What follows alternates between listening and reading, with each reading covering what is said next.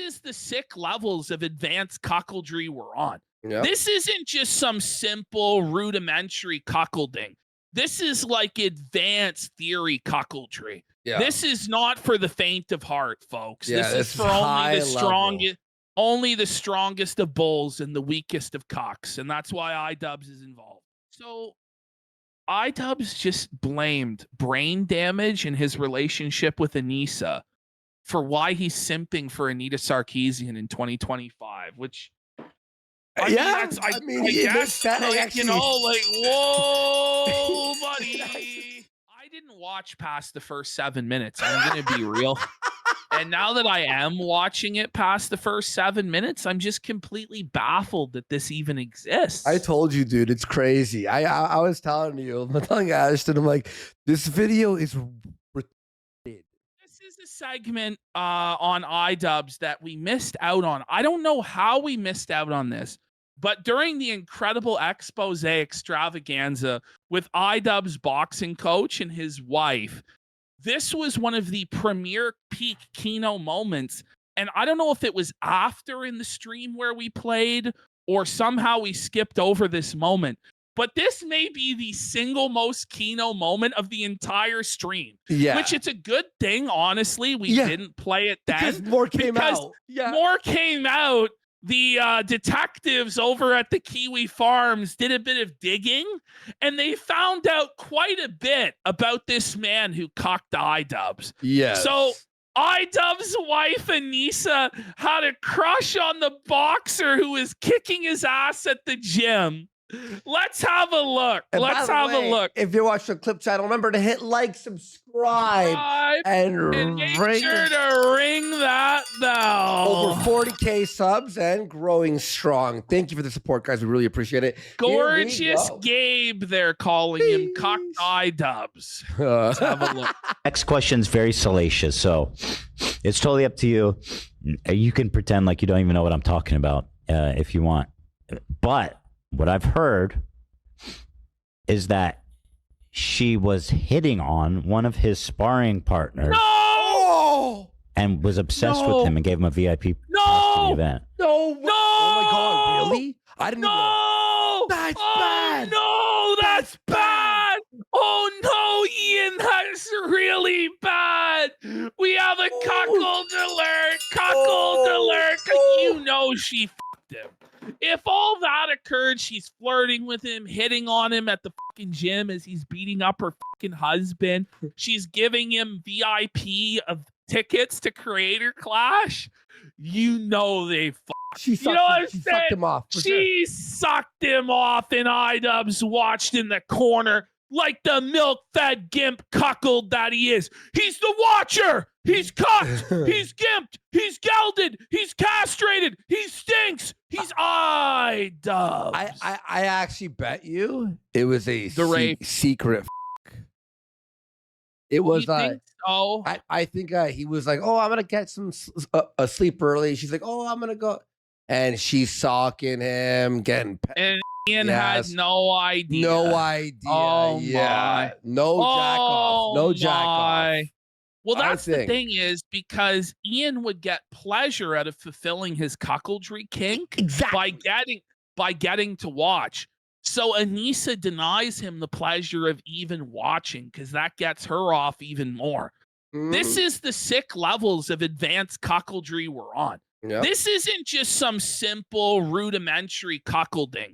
This is like advanced theory cuckoldry. Yeah. This is not for the faint of heart, folks. Yeah, this is for only the strongest of bulls and the weakest of cocks, and that's why iDUBBBZ is involved. You definitely had a big crush on one of the guys that would come in and spar with them. No, wait, real.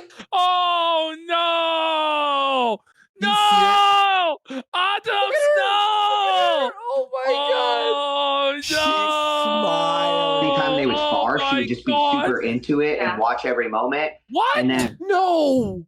She was watching every moment of this guy's sparring rather than watch Ian train, and she was super into it. And yeah, even if he would like beat Ian up, she'd be very into it. Oh my God. No! He's already dead. Oh my God. God. It's over. It's over. This is crazy. Oh, By the way, just so you no. all know, update, they've been quiet since the interview. They haven't said a fucking word, guys. It might be the end. And it was impossible. And well, Anissa has been privately seething on her private Twitter. Oh, really? Which somehow no A-logs have managed to compromise yet. Fuck. But what we do see are the people responding to Anissa crying on her private account. So they're saying like, oh, I'm so sorry that happened to you, girl. You have to be strong. So you just know she was pouring her fucking heart out, just crying about this expose. Ooh. And then Yeah, I want to say that. I want to say that before. So Anissa never gave shout outs to Michael training Ian at all. But she put out the first video of Ian like getting hit, rocked, and sparring. Oh my God. So at no point did iDUBBBZ or Anissa, and we all know Anissa calls the shots over there, at no point did Anissa put out any footage of iDUBBBZ training, hitting the bag, sparring, beating people up, any of his highlights. The only footage that she put out was Ian getting beat up by this guy she was into that she had a crush on at the gym. That's fucking mean. Oh, that's like, bro. Like there's always like the guy, your friend who's dating a girl who's like, bro, she's bad for you, man. This is like you'd stop your friend, like hey, bro, I want to go out, and you go. You need to break up with her right now. If you don't, we're going to beat you up and put you on the train tracks. I swear to God. Break up with that. You know what I mean? Like, this is like, she's ruining your life. We're going to kill. Yeah, you know what I mean? Like, this is actually insane, dude. This isn't like, she's being a bitch to you. She has changed you as a human being. You're not a human being. The thing is, Ian enjoys it, though. That's the sickness. Do you think, though? No, but yes, it's like at the end of 1984 when Winston loves Big Brother because he's become so broken. This is what we're witnessing with iDUBBBZ. Right? He now loves his enslavement. He craves the abuse. He's demented and dented. This is the iDUBBBZ experience 2025. But do you think, though, like Reek or any of these people, right? I had a buddy back in the day who was in a brutal... Somebody in China isn't this some anime fetish? This could only come from the depraved minds behind anime. This has to be some Japanese shit. Go ahead. You had a buddy. Yeah, so he had a girlfriend who like manipulated him horribly, and he had that sort of like, no, she's right and stuff like that. We all snapped him out of it finally, and he broke up with her, right? And it was a brutal breakup. It was like, you know what I mean? Like she broke all his things, left it on the door, and Oh. But then 2 months later, he was just like, bros, you saved my life. So while he was in the relationship, he was buck broken and reeked out. But then finally turned back into a normal person and went, guys, you saved me. I think that iDUBBBZ, if he was 6 months without her. I don't think so. I think he can't psychologically recover. I had a buddy in high school that got pegged. He still never recovered to this day. He still hasn't recovered to this fucking day. He's still unemployed and living with his parents in his fucking 30s. Oh, you know what? It's tough. Our buddy wasn't pegged, so maybe the pegging is the final. He had all sorts of confidence. Like he had a bunch of girlfriends. But then he got with this one girlfriend that was this super controlling fucking bitch. Yeah. Who just ran his fucking show. And she somehow convinced him to get fucking pegged. And then Buddy fucking like was never the same. Did he tell you? He told all of us he got fucking pegged. What the It was just open that he got fucking pegged. It's like, what the why are you saying this shit? Oh my God. Oh my God. He also suffered a bunch of concussions, like a bunch of brain damage, which I feel like was it's a similar, a parallel with iDUBBBZ. This guy, he was skateboarding all of the time and doing like he snowboarded and stuff like that. And he would always get fucked up and have all these concussions and brain injuries. And he was smoking weed at the time too. And he had been smoking weed since he was like 13 years old. He was smoking weed in fucking middle school and shit. So I have a feeling that all of these factors contributed into his buck brokenness. And he's never recovered since then. He's just never done anything with his life. So the moral of the story is don't get fucking pegged. Okay. All right. And was sparring with her crush. Yeah. It was our friend Gabe. She shared it. Yeah. And we have a clip too. You guys can show. I would call him Gorgeous Gabe. Oh, gorgeous Gabe! Stop. His name's Stop. Team magic is real. Buddy. Oh. So here's the footage of iDUBBBZ getting beat up by gorgeous Gabe that Anissa put out. Watch this. Oh! Did she add the bell? She did. She added the Taco Bell gong or whatever. Oh, he's hurt. He's rocked. He's brain damaged. He's getting cut. Bro, imagine getting beat up by this guy and then he fucks your girlfriend. Your girlfriend's filming it, getting wet while you're getting beat up. Like, this is she's bad. soaked. You think it's sweat? She's so evil. She really is just the worst person in the whole world. Yeah, buddy. she actually is. There you go.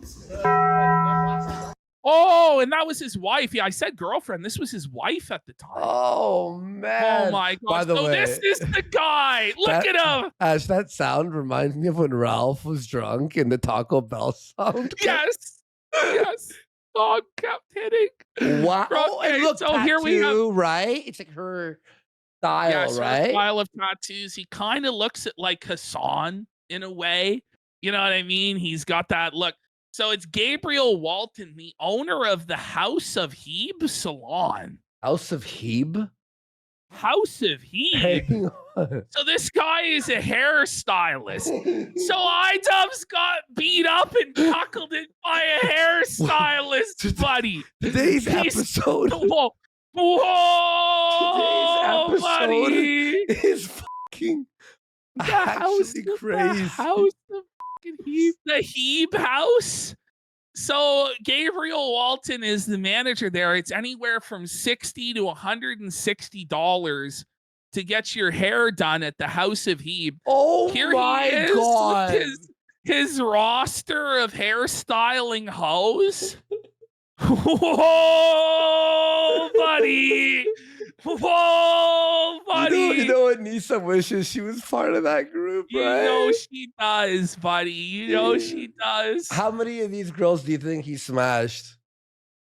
I don't know. My question is he gay? Like, this whole thing is really zesty. Like, he's like very metrosexual. Maybe he's bi. Or is it a ploy to get around more women? It could be, right? Like, I don't know. Okay, what do we got next here? Okay, he's bi. He's bi. He's gay. He's bi. He's at least bi. Look at the zest of the iDUBBBZ. This is the bull. Your bull, sir. Oh, Like, my. oh no, Ian, no. Look at him here. Oh my God. He does have like a Hassan quality. You know, if you had He's got, if you had to wear glasses and your vision was blurred when you took them off, and you put Hassan and him next to each other, it'd be like almost twins. Yeah. 100%. Yeah. There he is. Oh no. Oh, Ian got cuckolded. Oh no. Okay, there's Anissa at his salon. Stop. The House of Hebe Salon. Anissa's right there in the advertising, getting her hair bleached at the salon, buddy. Wow. Oh no. There she is. Wait. And look at the caption. I'm now a proud old member of the Bang Gang. They fucked. Like, yo, cucked, bro. Oh my God. Not the Bang Gang, iDUBBBZ. Stop. Bro. Stop. It's too She's perfect. just telling him. How is this real, bro? This is such a humiliation ritual. It's unreal, buddy. Let's get some subs for the Bang Gang. And there's Anissa getting her bangs cut. She's excited to show all of you, and that's her edit.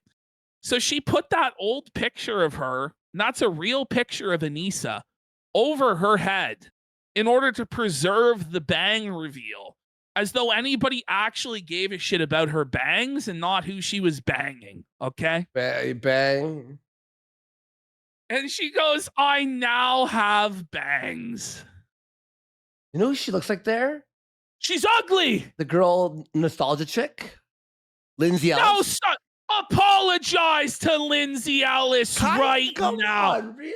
Apologize to Lindsay Okay, Ellis. I'm It's like, sorry. I'm listen, sorry. she looks like Lindsay Ellis if Lindsay Ellis had fetal alcohol syndrome. I'm not saying exactly the same. I give you that. I'll give you that. She looks hang like. on. Lynn.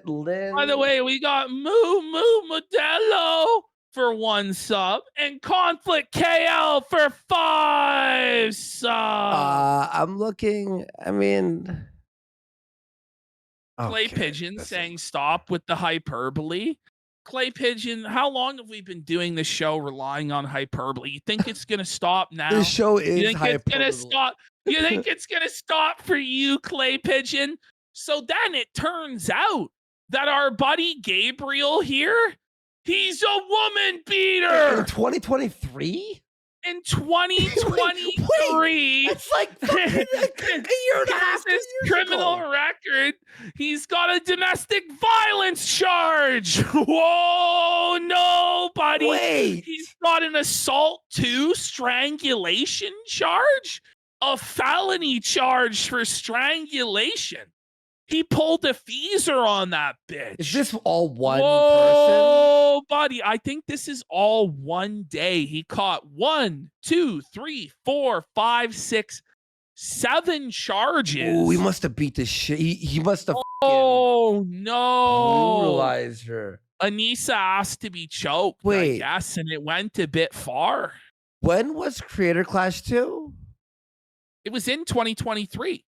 Wait, so So as this was only a being- I guess this was only a few months after Creator Oh Clash. my I'm not God. 100% sure of the timeline. Maybe it was that Anissa's was so disgusting that he just snapped and just did a domestic. I don't know. Oh, I women- really don't know. Sorry, women Ian, do the like a bad violent boy. Chad gets the... All right, so now we're in the H3 Fallout. Here's another clip. This is another one of the greatest hits that we didn't cover. There was too on our much. marathon stream on Wednesday. Yeah. But this really paints a picture of who Anissa is. Yeah. Because you've already exposed her for being like the first person that Ian's ever been with, right? Yes. So in my opinion, what happened was she even told us, she used to always tell her mom, I'm going to be with a millionaire. Whoa, Buddy. buddy. Whoa. That's bad. Just full on mask off gold digger. That was her motto. I'm going to be with a millionaire, mom. Do you think as iDUBBBZ is losing money, she's getting less and less attractive? Oh, yeah. Well, Yeah. he's not a millionaire anymore. No, he's not. he's not a millionaire anymore. You know, on the bog, they were discussing what the scariest Halloween costumes would be. Mhm. You know what they came up with? What? A job application. Stop.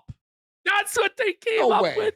They're like, the next Halloween party we have with YouTubers, we should staple a job application to our forehead and walk around. And that was probably the funniest and most self-aware they've ever been. Oh, And so we no. think that I have a bad joke, but I'm not going to say it. once She she used kind to of got tell on- her mom that she would be with a millionaire. How do you know Her mom that? told her that it had to be someone rich. How did you know Yeah. Yeah, that? wait, by the way, yeah. Oh, H3 man. with a great question. How did you know? Did she tell you out of nowhere? That's Oh. okay. I want to hear. I want to. Well, she told she us. would tell us that. Why would you? Why would That's- you? That's crazy. The lack of respect for Ian is off the charts. Jesus. It was. Oh, I know. I man. remember exactly. It was when we were in Vegas going to the other podcast, and we were inside the Uber, and we were with. Wait. In the podcast, in the Uber, behind the Denny's, like it's like multiple times. By the way, did I tell you that I wanted to? Ian and Anissa, and Anissa said that like her mom only had two expectations for her: Oh. for her to marry someone that was rich, and also Okay, she gets it from her fucking mom. 100%. That's Literally. crazy. Literally, your mom expects that. My God. Not for you to be here's happy. Not for you to be happy. not and to have any sort of achievements or sense of self-worth or accomplishment. It's just marry rich. Or find a man who loves you and could take care of you. God. Like, that's crazy. To be of her religion, right? And so she said that Anissa goes, well, I mean, I didn't get someone that was of my religion, but at least I got one part of it right. He's rich. And then she like laughed about it, and then he was in the car, and you could tell he was bothered by it. Oh, of course he was. Of course he was bothered by it. And then there's one other moment. I wish I had the clip of it. I couldn't find it. Yeah. But there was another moment in this where he was talking about the week that Anissa was gone and how it was the best week with iDUBBBZ because he started acting like a normal person. We saw that. But iDUBBBZ apologized to him and said, "I'm sorry, I'm so awkward without Anissa."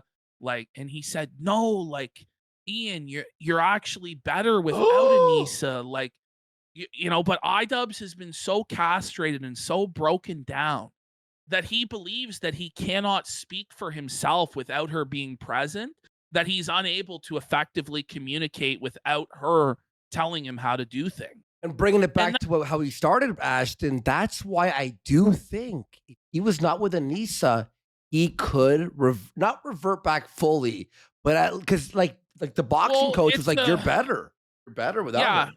It's going to be a long process, you know, because he has to regain sentience. Yeah, he has to say the N-word and you know, but maybe it's possible, but that's the thing too.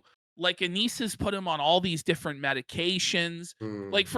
For instance, on this show, we covered how Ian got his Adderall prescription in his ADHD diagnosis. So Anissa took him to a psychiatrist or a psychologist, I'm not sure which, and she was pushing for Ian to get an ADHD diagnosis. Well, the professional talked with Ian and said, "I don't think you have ADHD." So Anissa took him to another psychologist and then demanded to be a part of the appointment and demanded that the psychologist diagnose Ian with ADHD. And so they did. And then they gave Ian Adderall. And that's how Ian got on Adderall. Jeez. And it's like, this is fucking insane. That's crazy. And this is a story that they told, that they chose to share this as though that wouldn't ring any alarm bell. And the reason it doesn't ring any alarm bells is because nobody was watching the podcast other than us. So nobody even knew this shit was going on. Wow. Who wouldn't be bothered by that? This is so awesome. Yeah, this is on. It's like a fountain. This is awesome. That interview destroyed them. Oh my God. Here we go. Okay, so here we have even more embarrassing details coming out. Something I missed. Anissa allegedly scheduled Creator Clash 1 on Pokémon's birthday out of spite. No! Because Pokimane wouldn't take their VIP backstage offer to show up. Anissa scheduled it on her birthday to be petty. That's crazy. Anissa, you know, when we started this whole thing, we're just like thinking she was like a dumb bitch, just like a year and a half, right? We're like, oh, she's a manipulator and a dumb bitch, right? She's way more conniving. This is next level insane. Yeah, this is like high level psychotic behavior, but she's been caught, thank God. The thing is, I think it's really that iDUBBBZ was just a total simp with no experience. Yeah. Less so that Anissa is a master manipulator, right? Yeah. Okay, so this is the Jamha's only statement that has been made since this interview dropped. So Anissa comes into the Discord. "Hey guys, I just wanted to say I love you all for being here and being so sweet. Glad this Discord exists and I skim the messages as often as I can. Our amazing mod team often forwards the really sweet ones to us. Oh my God. And it's extremely fulfilling to read." This is like the South Park episode, isn't it? Yeah, Where Cartman hired Butters to only give him the positive messages on social media and delete all the negative ones. And so they have like a very twisted perception now of how the internet views them. They think that everybody loves them. The mods forward all 4 positive comments and all the 400 negative ones go in the bin. We haven't covered a lot of it because it's kind of beneath the dignity of this program, which is really saying That's something. nuts. When it's beneath the dignity of Kino Casino, you know you're in a sewer of fucking like depravity and degeneracy. That's low. But there's been a lot of drama in the iDUBBBZ and Anissa Discord server. A lot of the members of the Discord server got doxxed. It turns out there was all sorts of weird suspect con and weird file shit in the Discord. The top mod, Han, I think got doxxed and then he f***ed off. So their head janitor is in exile and hasn't been seen online in weeks. So that's funny. It's not going very well over in the Jamha Discord. It's not really going well for the Jamhas anywhere. They're basically getting destroyed everywhere. Yeah, so she goes, thanks for being here and taking the time out of your day to share and show appreciation for us and each other, and most importantly yourselves. All right. Oh my god. Now this guy is a simp, buddy. Now this guy is a big blubbering vagina, buddy. Thanks for making a really safe Discord and for having a really good eye for picking out mods who this is gonna make me puke. I want to puke. Who genuinely care about how people feel in the community itself. I'd imagine you guys have to look hard to find good moderators because of the drama that comes along with this stuff. I really appreciate it because I'm too old to deal with some of the shit. And then Anissa hits us with like, this is meme worthy. Our mods are the internet's toughest soldiers. Well, they're certainly given the toughest battles. You know, they're certainly given some of the toughest battles that internet janitors have ever had to face, bro. And the fucking salute 07s. 07s for the fucking Jannies. Holy shit, bro. So here we have H3 saying, cringe. It's pretty clear by now that she, to put it charitably, has a problem with being honest. And here's Anissa from 2015. She says, my mind won't change. I came from a cocaine runner / dealer / supplier family. What? What? What are you saying? What are you saying, Anissa? Your whole family are cocaine dealers and gun runners. And so she's using this to say guns were not meant to defend anything other than protect themselves from other businesses from taking customers. And by that, I mean they killed the customer so they wouldn't buy. Now, none of that was coherent at all. And she spelled anything wrong, businesses wrong, and taking wrong. Is she high? It was barely even English. Is she high? Even if you're high, like that's fucking crazy. Yeah, what the Okay, and now here we have H3 goes, honey, a new Anissa publicly humiliating Ian just dropped. We haven't seen this one. Let's have a look. I saw it on Twitter. He was in the shower. Like, wait, I didn't see this one. Wait, oh my god. What the? he needs a shower. What? But he was in the shower, like coughing in the morning. Shower. And I filmed it because I thought we were gonna do a documentary. So I filmed him coughing in the shower.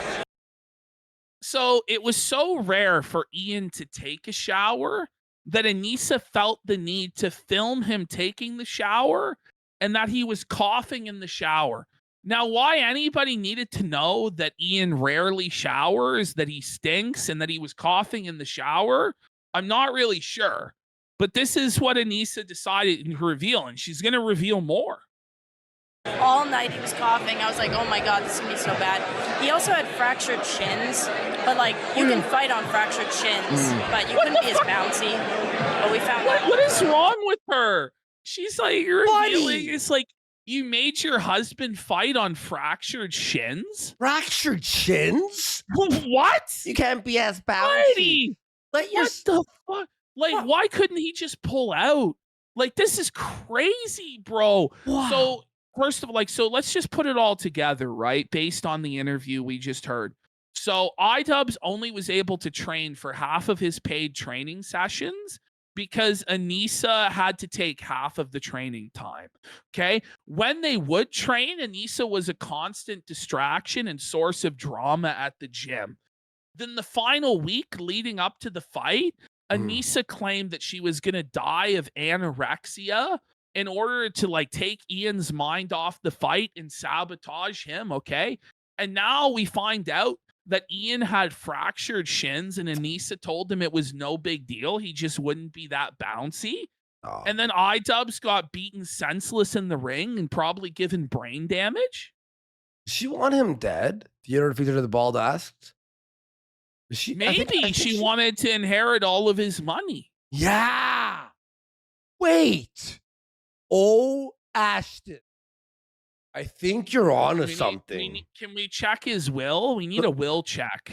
A life insurance check? Imagine iDUBBBZ writes her out of the will. Oh my God. He leaves it all to charity as one final you. People are going to be saying excuses, I know. for the fight from a year ago. Yeah, from a year ago. Let me just add, he still would have lost to Dr. Mike. Oh my God! Oh, she can't no. stop. She just can't stop doing it. She has to humiliate him. Go ahead, Andy. No, I got nothing my to say. God. I'm just like, it's over. He still would have lost even if his shins weren't fractured. He would have lost anyway. Come on. Why is she so evil? Your woman's supposed to be there to back you up and pump you up and be proud of you. This is the most conniving I've ever seen any girl, like publicly, especially. She hates him. Oh my God. At least women like pretend to be nice in public and be mean in the background if they're bitches. This woman's completely fine with humiliating him. And look at him here. It's a hard zoom. This is a cry for help, isn't it? It is. And you're next to Amaranth here, who's like looking at you like fucking with her tits out going, oh no. And this fucking failure looking guy. Look at him. Oh man, he's schlubby. We got Steve Bergstein Goldman for 10 saying Anissa had Ian lobotomized like Rosemary Kennedy. Yeah. It basically is. He's like chemically lobotomized. Like all the drugs she's put him on, the brain damage he's gone through, being isolated from his family, isolated from his friends. She constantly breaks him down, arguing with him. Remember, Anissa has admitted to being so childish. She says that she goes into what's called baby mode and starts throwing tantrums. At one point, they were fighting so badly in the car that Anissa said, just pull over, I'm walking home. And then iDUBBBZ actually pulled over and Anissa walked home and then bitched him out when she got there for letting him fucking do that. Like, it's crazy. There's nothing worse, by the way, than driving and having an argument. Oh my God. Oh my God. It's fucking, there's no escape. It's just hell. It is hell. Even if he could breathe and didn't have fractured shins. On the highway when it's raining at 3 in the morning. That's the situation with iDUBBBZ and Anissa. Yeah. It's like, oh my God. No, that's valid. Yeah, no, it was. I mean, that's funny. That's funny. All right, so we got here. We got more. Okay, so H3 goes. If at any point you begin to feel bad for Ian, just remember this: this motherfucker looked into a camera lens, edited the footage, and uploaded a video justifying the CPS visit to our home. no mercy. Wow. There will be no mercy in this judo, buddy. So let's go into this video. It's kind of been overshadowed by the insanity that was revealed on Wednesday by H3's interview with the boxing coach. But this video in and of itself is completely insane. Now, should we go to the comments first, or should we do the comments out? So let's have a look at some of the reactions to iDUBBB's concern troll video. Here we have a comment from Poopa Koopa 2006. Oh, Poopa Koopa. You have felt extremely handcuffed by Creator Clash? How do you think Airsoft Fatty felt when you told him to do the national anthem at your event after giving him not a single drop of the revenue you made from doing an entire video on him? You know, the same video that straight up humiliated him and made fun of his life. And iDUBBBZ didn't pay him for that video, and he didn't pay him for the anthem either. Let's have a look. What a piece of shit. You think he shit himself while filming this? Is Anissa's husband on drugs? Is Anissa's husband on drugs? You used to be able to shut down an entire YouTube channel with just one content cop. Now you make videos where you drone on and on for 20 minutes and barely say anything. It's just so sad, man. They're saying the audio is very low. Okay. Oh, is that Let's better? see. You know, just talk. Test. 1, 2, 3. 1, 2, 3. Yeah. There we cranked go. it a bit. Sorry, guys. Pardon me. There we go. Okay. Next one. Yep, you read that one. Okay, cool. Ethan is gonna love this comment section. Oh yeah. You and your wife have literally been the king and queen of concern trolling for the past few months. How are you so blind? And then did iDUBBBZ forget the last 2 videos he made? Yeah, because his video is about concern trolling, when meanwhile, everything he's been doing is concern. Ethan Klein, I'm just worried about you, buddy. Yeah. I think you're going through a tough time with your mental health. You're crashing out, bro. We all want you to do better. Let's all say nice things about Ethan. He's really going through a hard time. He's losing his mind. He's spiraling. That was the definition of concern trolling. And then this guy goes, no trolling. I'm genuinely concerned. We got Bob Riley. This is not what podcasts are. Max at 5690. The level of cognitive dissonance Ian is displaying here is very alarming to me. I'm honestly worried about him. He seems like he might be crashing out and possibly even abusing drugs. Drugs? Oh, man. Guys, is Anissa's husband okay? Oh, and then 44444. Sorry, go ahead. And then probably the truest comment of all. This is going to feed families in the commentary community. Oh, it does. That aged very well. It does. Bro tanked his own event because him and his girl couldn't stay out of drama. Yeah. This video is going to single-handedly bankroll Nicholas Orio's retirement fund. And the casino, too. Yeah. I don't know how to communicate. Then why were you ever a boxing promoter? Communication is 100% of your job. That's one of the craziest. Okay, let's get into this video. Should we do all of it or should we do? We'll see. Let's get some subs. Let's get some subs, bitch. All right, guys, here we go. So this video, I'm gonna say this. Now we watched the content cop and the content deputy and all that stuff, right? This somehow is worse than everything in terms of like sheer what? None of it even makes any sense.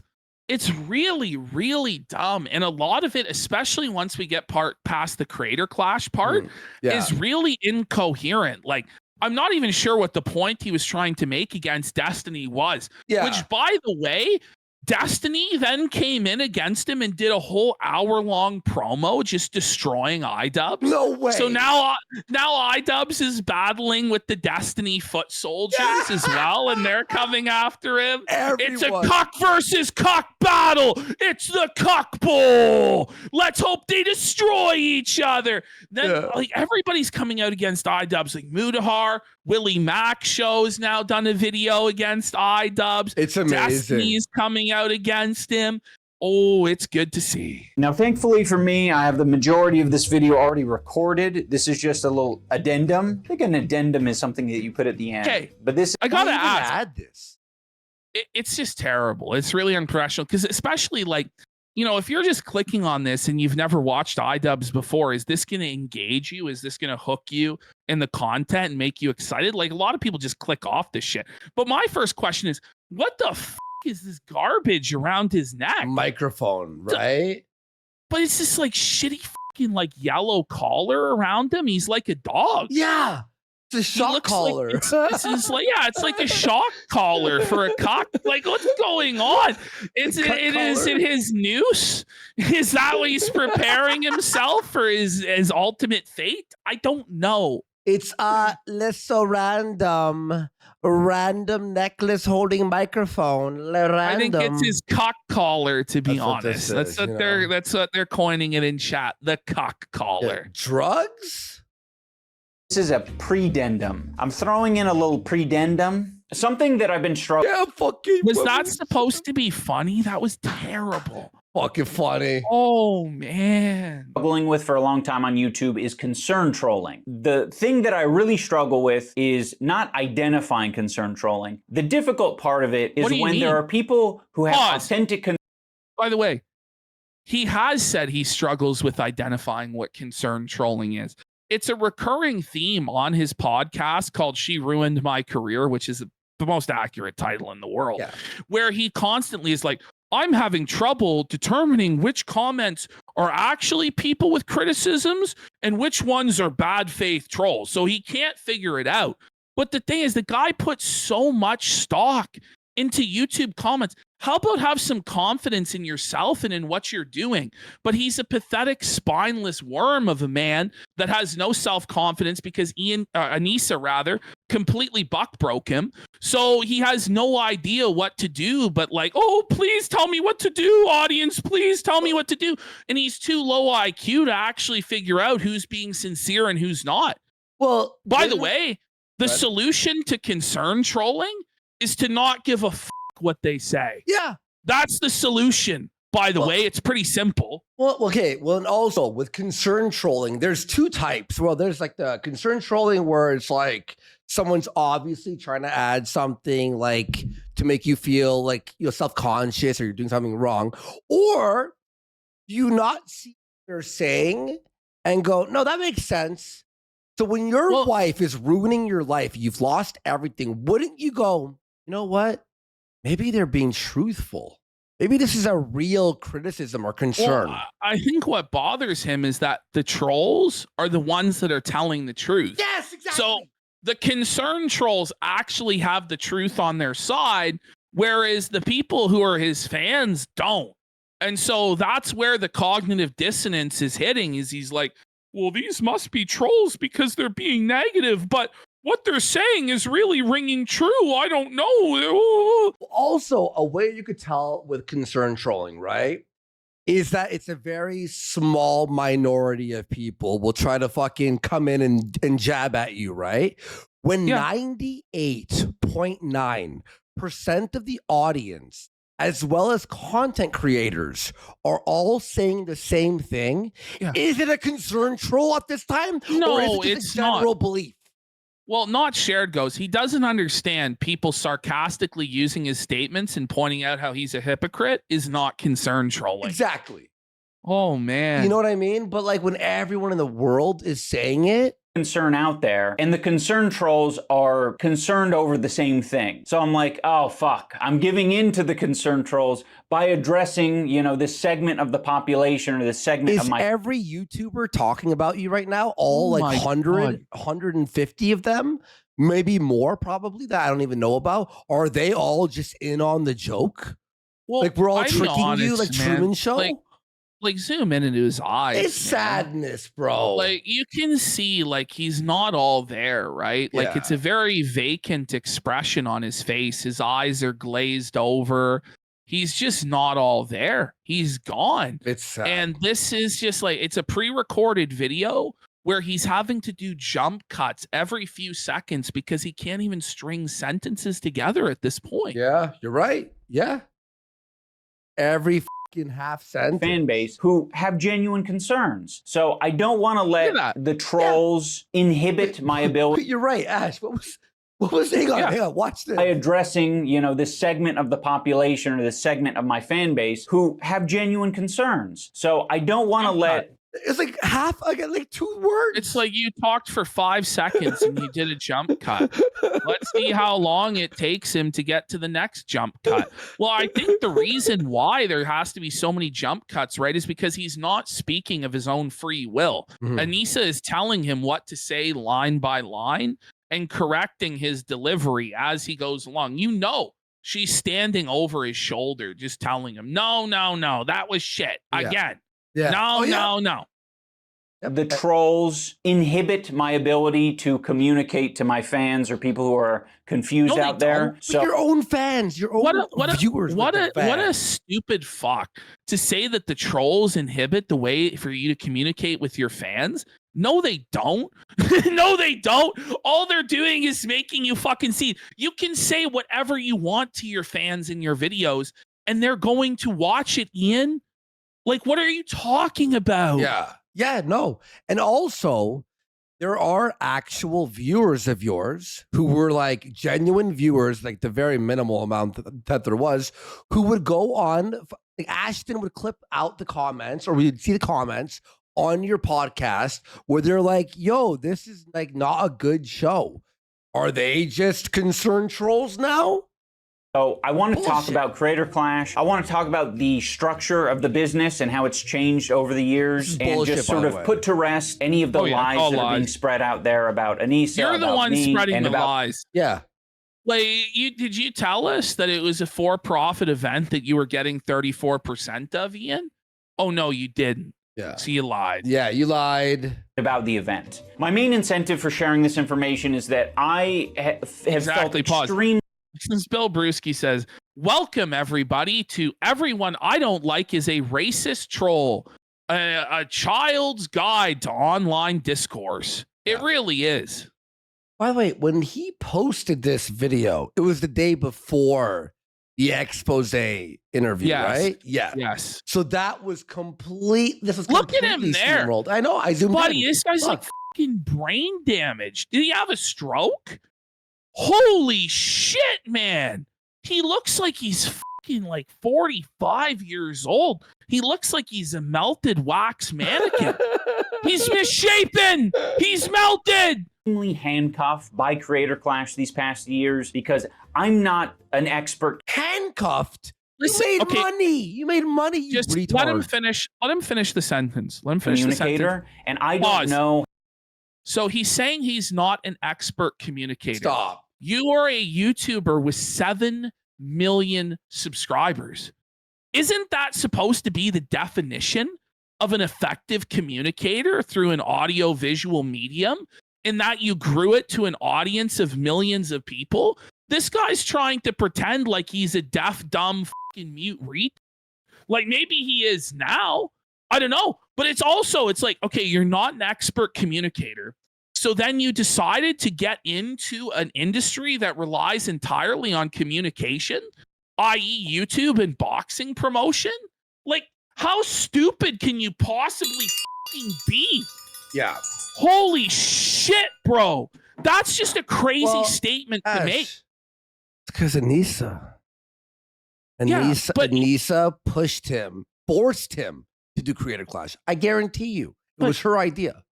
But rather than just come out with it and admit that he's lying, he has to fall back and, apologize. He has to fall back on, listen, I'm sorry that you guys didn't understand me. I'm sorry that there was a miscommunication, guys. I guess I'm not the greatest communicator on the planet. 7 million subscriber YouTuber. Okay, right on. She's basically Krang. And he is the body that Krang runs.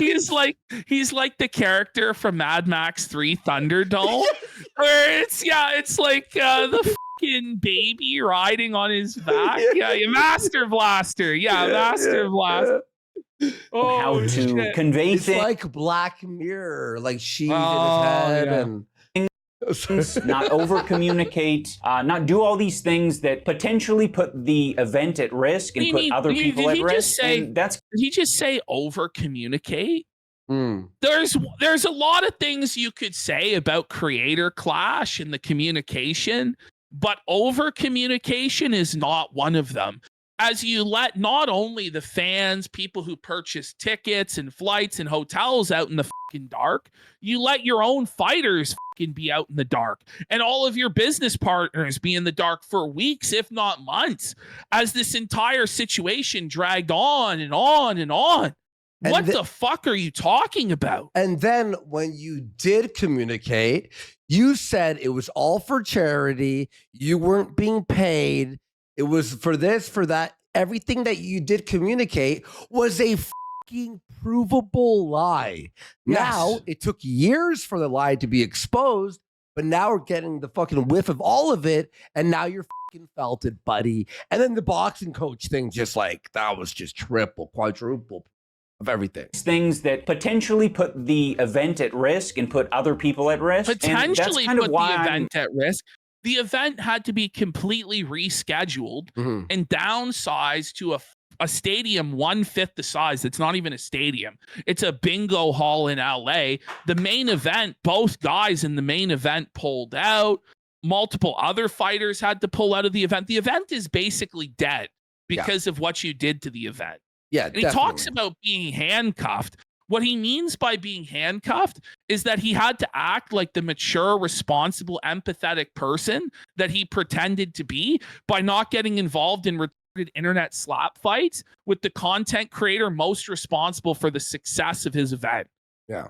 Oh, the handcuffing of it all. Literally. I wanted to step away from this event. It feels like it's inhibiting my ability, like the business side of things, like inhibits my ability to communicate openly and effectively. What? Especially when there's so many people counting on me to do that. No, not at all, my friend. No, that's just not the way it is, buddy. What's he saying the reason the business side failed is because that you weren't communicating at all. Yeah. You didn't communicate anything to anybody and left everybody in the dark asking, is the event still happening? Like, is there going to be a main event? Is there going to be refunds? Like, is this going to be in Tampa Bay? Do I cancel my flight? Do I cancel my hotel? What do I do? Like, what are you talking about? The business side made it so you couldn't communicate effectively. It should be precisely the opposite. Like, buddy, if this was like your life, right? This boxing and all this stuff, you'd be like doing videos and talking about this all the fucking time. That well. So it's a lot of pressure. And now that I don't give a fuck about the pressure. Look at the jump cuts though, man. I think there was like 3 jump cuts within the last 10 seconds. But Ash, like, do we care about the pressure? I don't give a shit about the pressure. There's pressure on everyone. Everybody's under pressure. Every day that everybody goes into work, there's pressure to meet the expectations of the job and to not be an incompetent fucking buffoon. Nobody forced you to become a boxing promoter other than your wife, buddy. Yeah. You chose to do this, and you chose to not just do it once, but do it twice. And even after the second event was a massive failure that lost $250,000 and raised no money for charity, you chose to do it a third time. So you knew right well what you were getting into, but you just didn't give a shit. And as you're going to admit in this very video, you said you didn't expect the event to do well. So you didn't expect the event to raise money for charity? You didn't expect the event to sell pay-per-views or be a platform to promote the other creators on it? So why are you doing this? It seems like the whole thing was just a setup for you to crash it into the wall to get fucking clout off of Hassan. That's what it seems like to me. Also, were you under pressure when you took the 34% that was supposed to go to charity? The what? Between $500,000 and $1 million that you fucking pocketed? Well, he claims that didn't happen for Creator Clash 1, but I would like to see him open the books and prove that that's actually the case. Yeah. We would all like to see the financials for all of these events. I think you owe it to the public considering you sold them on a lie that this was all for charity. Most people didn't even think the fighters were getting paid, let alone you and your fucking wife. Come on, bro. But Ashton, even beyond that, the creators or the assistants of Creator Clash who released this information, they knew they were getting 34%. Yes. Like everyone, I say he's getting 34%. They're saying it. Everyone on the board is saying it, but then you make a video and say it's bullshit. Lolo Silfred saying, I promise you he doesn't do the books. He's just a useful idiot to a scam. She wanted him to take the fall. That's why she assassinates his character. It could be, but at a certain point, like, he knew he was taking 34%. Like, he wasn't ignorant to that. The buck stops with him. Come on. He knew. Yeah, that's the thing. Like, you're the boss. When you say it's your event, you're the the founder and all of this, the buck stops somewhere. It's ultimately on you. It's your responsibility. Yeah. And just claiming to be retarded is not a good excuse in the real world when other people's livelihoods are dependent on you. It's just not acceptable. Also, I get it. Okay, she manipulated him. She ruined him. She cucked him, right? But it's up to the man. We can't just go, oh, poor Ian. She manipulated him. She cucked him. No. Sorry. If the guy doesn't stand up and be a man, this is like, no, it's up to him. It's his fucking fault. It's his fault. He let Anissa, a fucking nobody bum bitch retard, take over his life. Sorry. I don't care how manipulated you are by a girl. If you can't go, shut the fuck up. I'm going to handle this. You're not a man, and it's your fault. For real, right? Yes. I agree. Oh my God, she did. It's her fault. No, it's not. It's his fault. Lisa and I have stepped away from it. I want to just clear the air because I don't feel that same pressure that I did when I was part of the event. No. The reason you're clearing this up now is because you feel pressure. Yep. Not because you don't feel pressure. And look at him here, man. It looks like he just ripped a fucking massive bowl. He looks stoned out of his mind, doesn't he? He's holy. I could smell him from here. After hearing all these stories about his smell, you could just know it's like that fucking sour BO. You know what I'm saying? They're saying like every single sticker, every single pause could be a sticker. It's true. Literally. Our whole sticker list could be all just his face on every pause. That's like the face of a man who gambled on a fart and lost. And both frames are that. Yeah. Watch this. I'm set to go. Look at this. Look. Every frame is a fucking sticker. He just looks like a freak. Wow. Many different shapes and sizes, and there is really no format that is completely obvious for creator boxing plus charity. For the first Creator Clash, we had the business model. Can I rewind that? Yes, and there is really no format that is completely obvious for creator boxing plus charity. What the f are you talking about? What are you talking about? There is a format. The business model seems pretty simple, Ian. Like, what are you talking about? Like, you sell tickets and you sell pay-per-views, and then you take all of that money and you donate it to charity. Yeah. And honestly, like, it's not hard at all. And honestly, it should have just been set up as a charitable organization, and everybody involved should have donated their time. None of the boxers should have been paid. You shouldn't have been paid. If you're going to market it as a charity event, it should be a 501(c)(3) charitable organization with open books and total transparency where anybody can look into it and realize what's going on and see the money went to charity when it went to charity. And nobody should be profiting at all. The fact that it was set up from the beginning as a for-profit event and all three of the events were for profit and everybody involved got paid, other than the people that you conned into thinking it was a charity event and not taking money, rather than just actually having it be that, is insane, bro. Yeah, and the fact, man, I remember how shocked we all were when we heard that boxers were paid, and we were like, wait, what? And then every new piece of information, it's like There was barely any for charity. Like, I don't even think they even raised money for charity. And if they did, it was a droplet in the bucket of water of nothingness. It was nothingness. There's local organizations that raise more for charity all of the time. Even the success of Creator Clash 1. Like, it wasn't really that successful. Yeah, exactly. For the first Creator Clash, we had the business model of after everyone has been paid for, the expenses of the event, profits. Everybody's been paid. We never heard that when we first announced it. There's the first problem, that everybody was getting paid at your charity event. Right, okay. Okay, so why did his start as a charity event discussion? It should have been like, oh, by the way, 10% heading to charity. Like, that's fine. Go, hey, 10% of profits is heading to charity, and then everything else is... Then you go, okay. But then they couldn't hide behind the shield. You're hurting our charity event. Yeah. You're hurting kids with cancer and animals in shelters. You can't make fun of my wife having an OnlyFans. Yeah.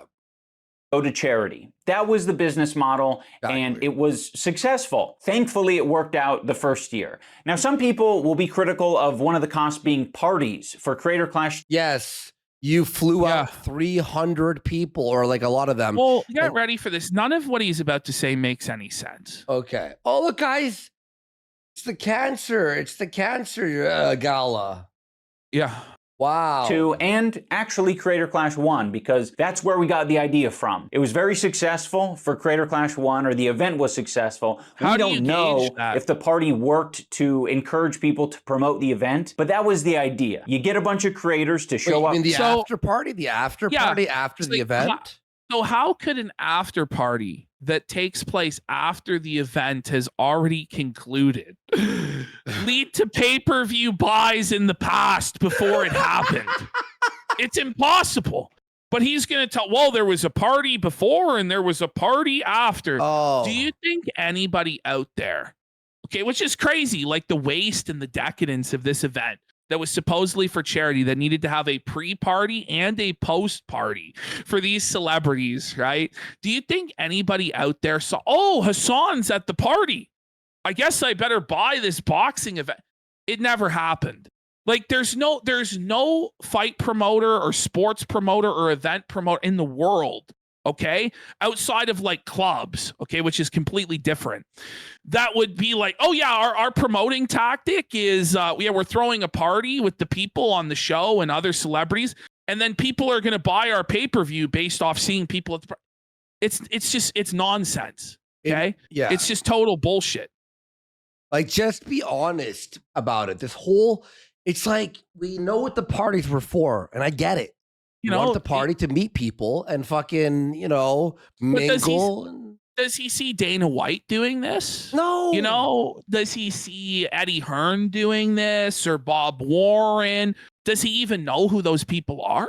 Well, I would doubt it. But Ash, we even saw the interview with H3. Him and Anissa mostly, already told H3 it was to be a better VidCon. So what he's saying now is completely 180 to what the plan was. Up to a fucking hotel the night before their fight, and they're going to post about it on social media, and the internet will be abuzz. And the event was successful, so we thought that strategy of having, a little hubbub, a little hullabaloo before the event and after the event was a good idea. So we ran with that strategy again, hoping that creators will. He's leaving out the fact that before they even got to the night of the event, they were $500,000 in the hole. They're $500,000 in the hole, and they're spending money on galas, like, and after parties. That's what the coach told us. So this kind of puts a damper on what he's saying here. Yeah, definitely. Exactly. They'll post about it and be excited about it, and buzz will be generated, but it didn't happen. Is that? Post about it. You got Al-Zabi. Is that Mega 64 guy? That's I Jake. have no idea. That's Jake. I like his videos. Excited about it, and buzz will Justin Wang who pulled out a 3. pulled out a 3. Hey, was he fighting at 3? No, you even think Or of no, Freddie wait, Wong. that was You're Freddie thinking of Wong. Freddie Wong. Yeah, they're all the same. They're all the same to me. Oh yeah, Jakey. That's who that was. Oh, that's Rocco. That's Mega 64. will be generated, but it didn't happen. Or maybe it did happen, but it just didn't sell That's hilarious. You said that. Oh, yeah. Justin Wang pulled out a Creator Clash 3. tickets. I would cross that off my list as a learning experience of, well, if you do this strategy, you either got to force people to post about it or you have to fucking, Stop. No, nobody else has to force. Like, what are you talking about? It should be written into the contract. Hey, you have to promote this event on social media X amount of times. You have to be promoting it. And you know what? Honestly, it shouldn't even have to be that way because the people involved in your fights should want to promote the event, should want to tell people that it's happening. So you obviously, like, you just can't handle being a boss, bro. This is what it comes down to. He doesn't want to have to tell people what to do. So don't get involved in business where you have to tell people what to do, man. You're just a pathetic weakling. It's sad. People are slapping each other during the weigh-in. That's probably what I'd change it to. Shut the fuck up. Listen, he's trying to like shit on other boxing events. Ours was better because they're having to rely on circus. They're building a feud. They're building a beef that people are getting. It works. There's a reason that it was promoted in that way, right? There's a reason they have press conferences and they have face-offs and they have guys shoving each other and antics before the fight. It builds hype. It builds buzz. Your promotional tactics were garbage. Let's fly out Hassan and Frogan and let's not even have them fucking tweet about it. Like, it doesn't even make sense, Ian. Like, it's so pathetic. Like, this guy, after failing completely as a promoter, is then going to shit on successful promoters. Well, this is toxic masculinity. You're like, why are you involved in the fight game if you detest everything the fight game is about? Do you remember I was such a heel on the Misfits one? Remember we told after the weigh-in, we told England to suck our Yeah, and we did the crotch chops. And we to did the crotch chop, and we then did the double middle fingers. Security had to bring us out because there was like a bunch of people that are like, "You're gonna get your asses kicked outside." And we're like, well, that's how you do it. And then the crowd, they were so happy when you got knocked out, exactly. and that's how you do it. That's how you build good heel heat and a good payoff for the audience. But Ian doesn't understand how to promote anything. At the called, the discussion, I'm just like saying the craziest shit ever. I'm gonna bend him over and him in the ass. And even KSI said, "What the?" But when I was knocked out, it was like the biggest pop. Like, everybody was going crazy for it. Because it's cheaper, you know? It's a lot cheaper if people slap each other during the weigh-in. I just wasn't about that. I was just like, I don't want this fake drama shit. For the second Creator Clash, we used the same business model. This time we increased the budget, we had more fighters, we had a bigger arena, and more expenses in general. As a result of that, there were a lot more... I gotta say, like, the whole idea of having more fighters, but when they're all nobodies that nobody cares about, how about instead you focus on getting 5 good fights together? Yeah. Like, seriously, just like, look, UFC, their pay-per-view card, they try and have 5 good fights. Yeah. 5 good fights, put them together, people that people recognize. This idea, like, who wants to sit there and watch fighting for 7 straight hours? Most people don't do that. Now, I do that because I'm a degenerate gambler and I'm sitting here gambling on fucking UFC prelims every single fucking fight. But most people, just want to see the fights that they know about. They want to see the big stars. A lot of people only tune in for the main event. But iDUBBBZ somehow believed that it would increase pay-per-view buys to pad out the card with a massive amount of fighters and influencers that nobody knew or cared about, and thus increasing his expenses. And there's just no return on investment. It was really, really dumb. Also, by the way, this is why a lot of the influencer boxing hype is dying. And Ashton and I noticed this when it's like the first 7 fights are just like TikTok people that nobody knows. And it's Nobody knows like no them. one cares if like who versus who. You're just sitting there for hours with no hype. By the time you get to the people you know, you're tired and you're fucking bored. And you know, imagine you're sitting in the arena for all of that time too. There's just no consideration towards the audience whatsoever because they're not the audience for fights. They're not the audience for sports and entertainment. So they don't think, okay, if I was watching this at home, how would I feel about this? Because they never have. It's all a LARP. They should have never got involved in this. And yeah, TikTok's someone said a false economy. For 1 million views, you get like 7 cents. Like it's fucking worthless. And as Edward Drinker Cope here says, this business meeting is not what people expect when they click on a video called concern trolling. Yeah. Costs and our ticket sales did not make up those costs. It seemed very obvious that this was not the way to run the charity boxing event. We told our business partners, we are not going to do this event again unless it can be promised to us that there was a way to guarantee money for charity. And the business model that was presented to us was what we're enacting, or what we did enact this year with Creator Clash 3. And that is the for-profit side of the business is unincorporated with the charity aspect. No. The only thing that exists is for profit. That's it. The business is completely for profit. And then there's like a side charity page that you could click on and donate to. But none of the ticket sales, none of the pay-per-view, none of the concession merchandise, none of that would go to charity. That's what he's now explaining. Like, I don't think anyone knew that that was the case.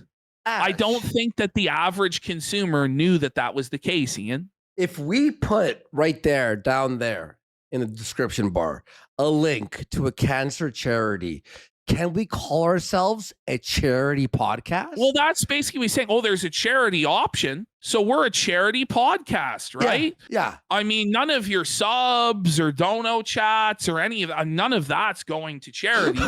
But there is an option to donate to charity that's hidden down in the description, buried beneath a bunch of other shit. Yeah. So, guys, this is all for charity. No, that would be fraud. That would be a scam.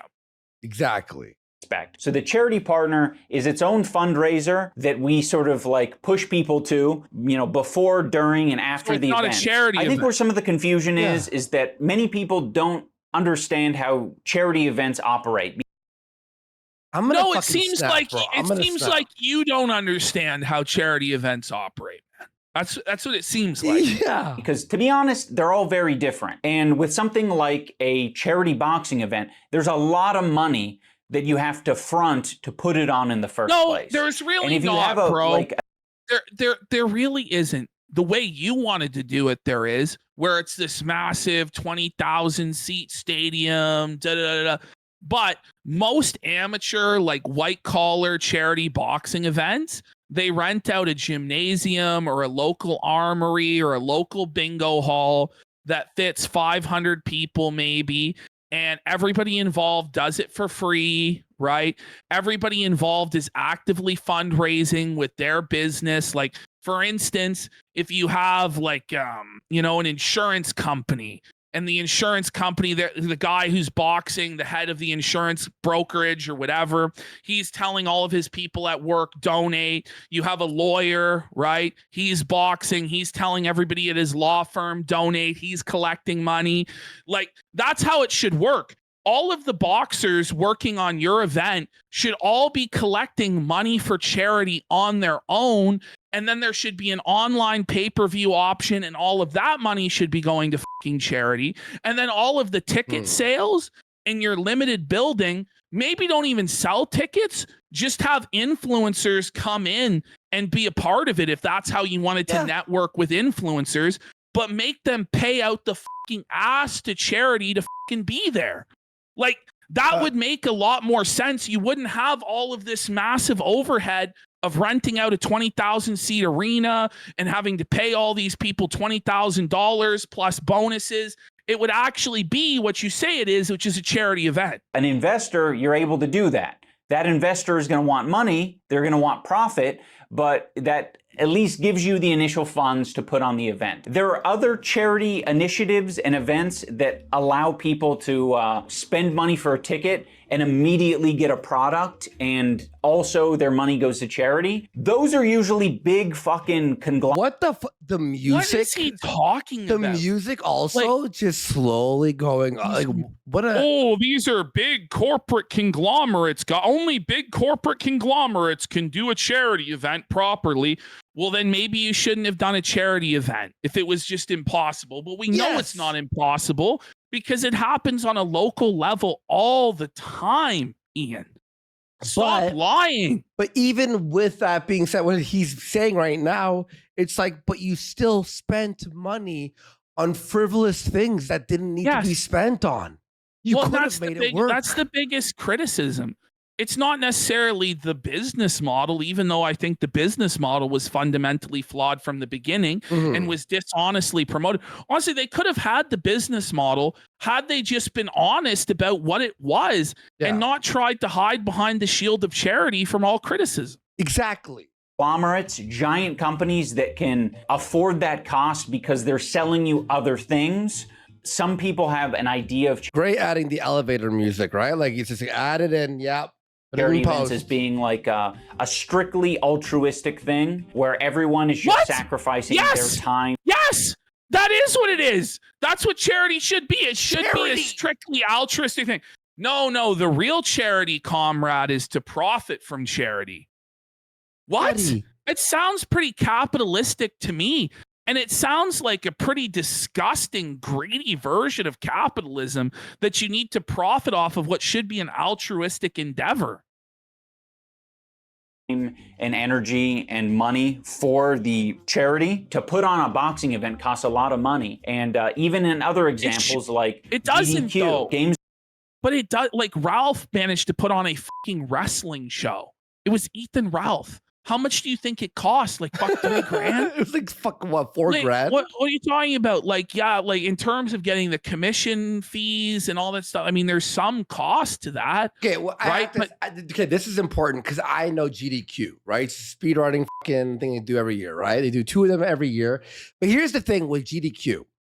They tell the people, people know that everything is for profit, for paying for people, and then the donations happen during GDQ while it's live. And guess what, Ian? It doesn't go on for just 2-3 hours. It's a week-long event where donations come in the entire time, and they raise 5 to 10 million an event or more. Well, there should have been live streams for charity with all of the fighters. There should have been charity during the weigh-ins and charity during the press conferences and calls to action. You can donate here at this time. We have a goal, guy, and do it like a telethon. Like this isn't rocket science. Exactly. But you know, the thing is, like, all this was a vanity project. It's like, well, you wouldn't look like a rock star doing it in a VFW hall or a armory or a bingo hall. It had to be the Amalie Arena. It had to be 20,000 seats. It had to be this huge overhead cost. It had to be the craziest production. It wasn't about charity at all.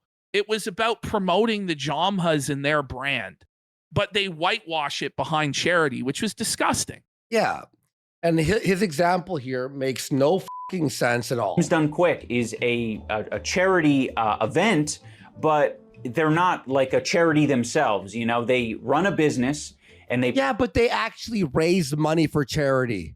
Oh my God. They actually do raise money for charity. I just like, it's crazy is there was no promotion for the event. There was no promotion for the charity. Like, they didn't do anything any of the years, really. Certainly, at least for Creator Clash 3, they didn't do anything. They promised there was going to be all these charity funded. They did one stream trying to raise money for charity, miserably fell short of their goal, like laughably bad, fell short of their goal. And then because they were embarrassed, they never tried raising money for charity again.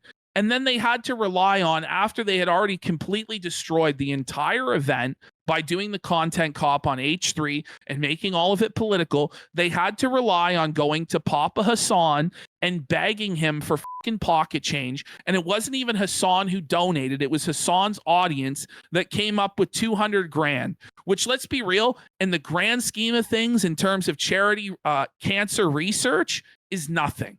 It really is nothing.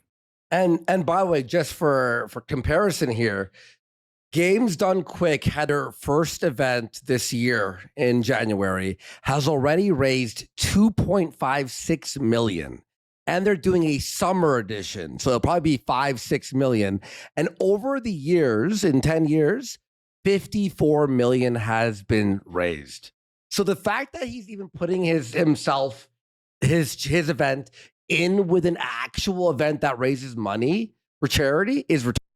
Partner with a charity, and they fundraise for the charity. They send people to the charity, and thankfully they have, multiple ways of being paid and paying the people who are running the show. That might be through payment from the charity. That might be through their own Twitch stream or merchandise. I just know that for a charity boxing event in the form of Creator Clash, there aren't too many ways to recoup your money other than ticket sales. And that was obviously the biggest challenge of the why did you not have sponsors lined up from the beginning to make sure that all baseline expenses were covered? Easy. There are companies out there who are begging, who have money allocated specifically for charitable causes to sponsor events. And you have all these YouTubers, all of these connections, all of this good PR, influencer boxing was on. But you couldn't line up sponsors to make sure all the expenses were taken care of and then everything else could go to charity? Really? Ash. Did they even try? Look at this. Look at this. Read the tag. No. Read the tag at the bottom. It's me and Ian's 1-year wedding anniversary. What? No! It's a picture. No! Oh my God, no! Oh, that's how you're celebrating the 1-year wedding anniversary, watching your husband get beat up by your crush? Will you schlick it in the corner? Whoa, buddy. Oh, no. I just saw that. I thought I'd bring that up before I forgot. That's bad. When Oh. it does well, awesome. But when it doesn't, it's a huge problem. It remains to be seen whether the for-profit business side of the event will be successful. But the main controversy, I would say, is that it was revealed with the change of ownership that Anissa and I, because we're 1/3 ownership of Creator Clash, the business, that we were getting. You see that, though? He had to in-post add we were. Yeah. Because he probably still is a 34% owner of this. I really wouldn't be surprised. I really wouldn't be surprised. He's saying otherwise. The organizers are saying otherwise. I would not be surprised if they were still involved in some way. I would not be. The reason I think they aren't is because these new owners obviously tried fucking them to ruin them. And it actually worked. It's a great attack on their part. But let's hear his lie here, his big lie. Getting 34% of the profit share. We weren't anticipating this event doing well. That's crazy, though.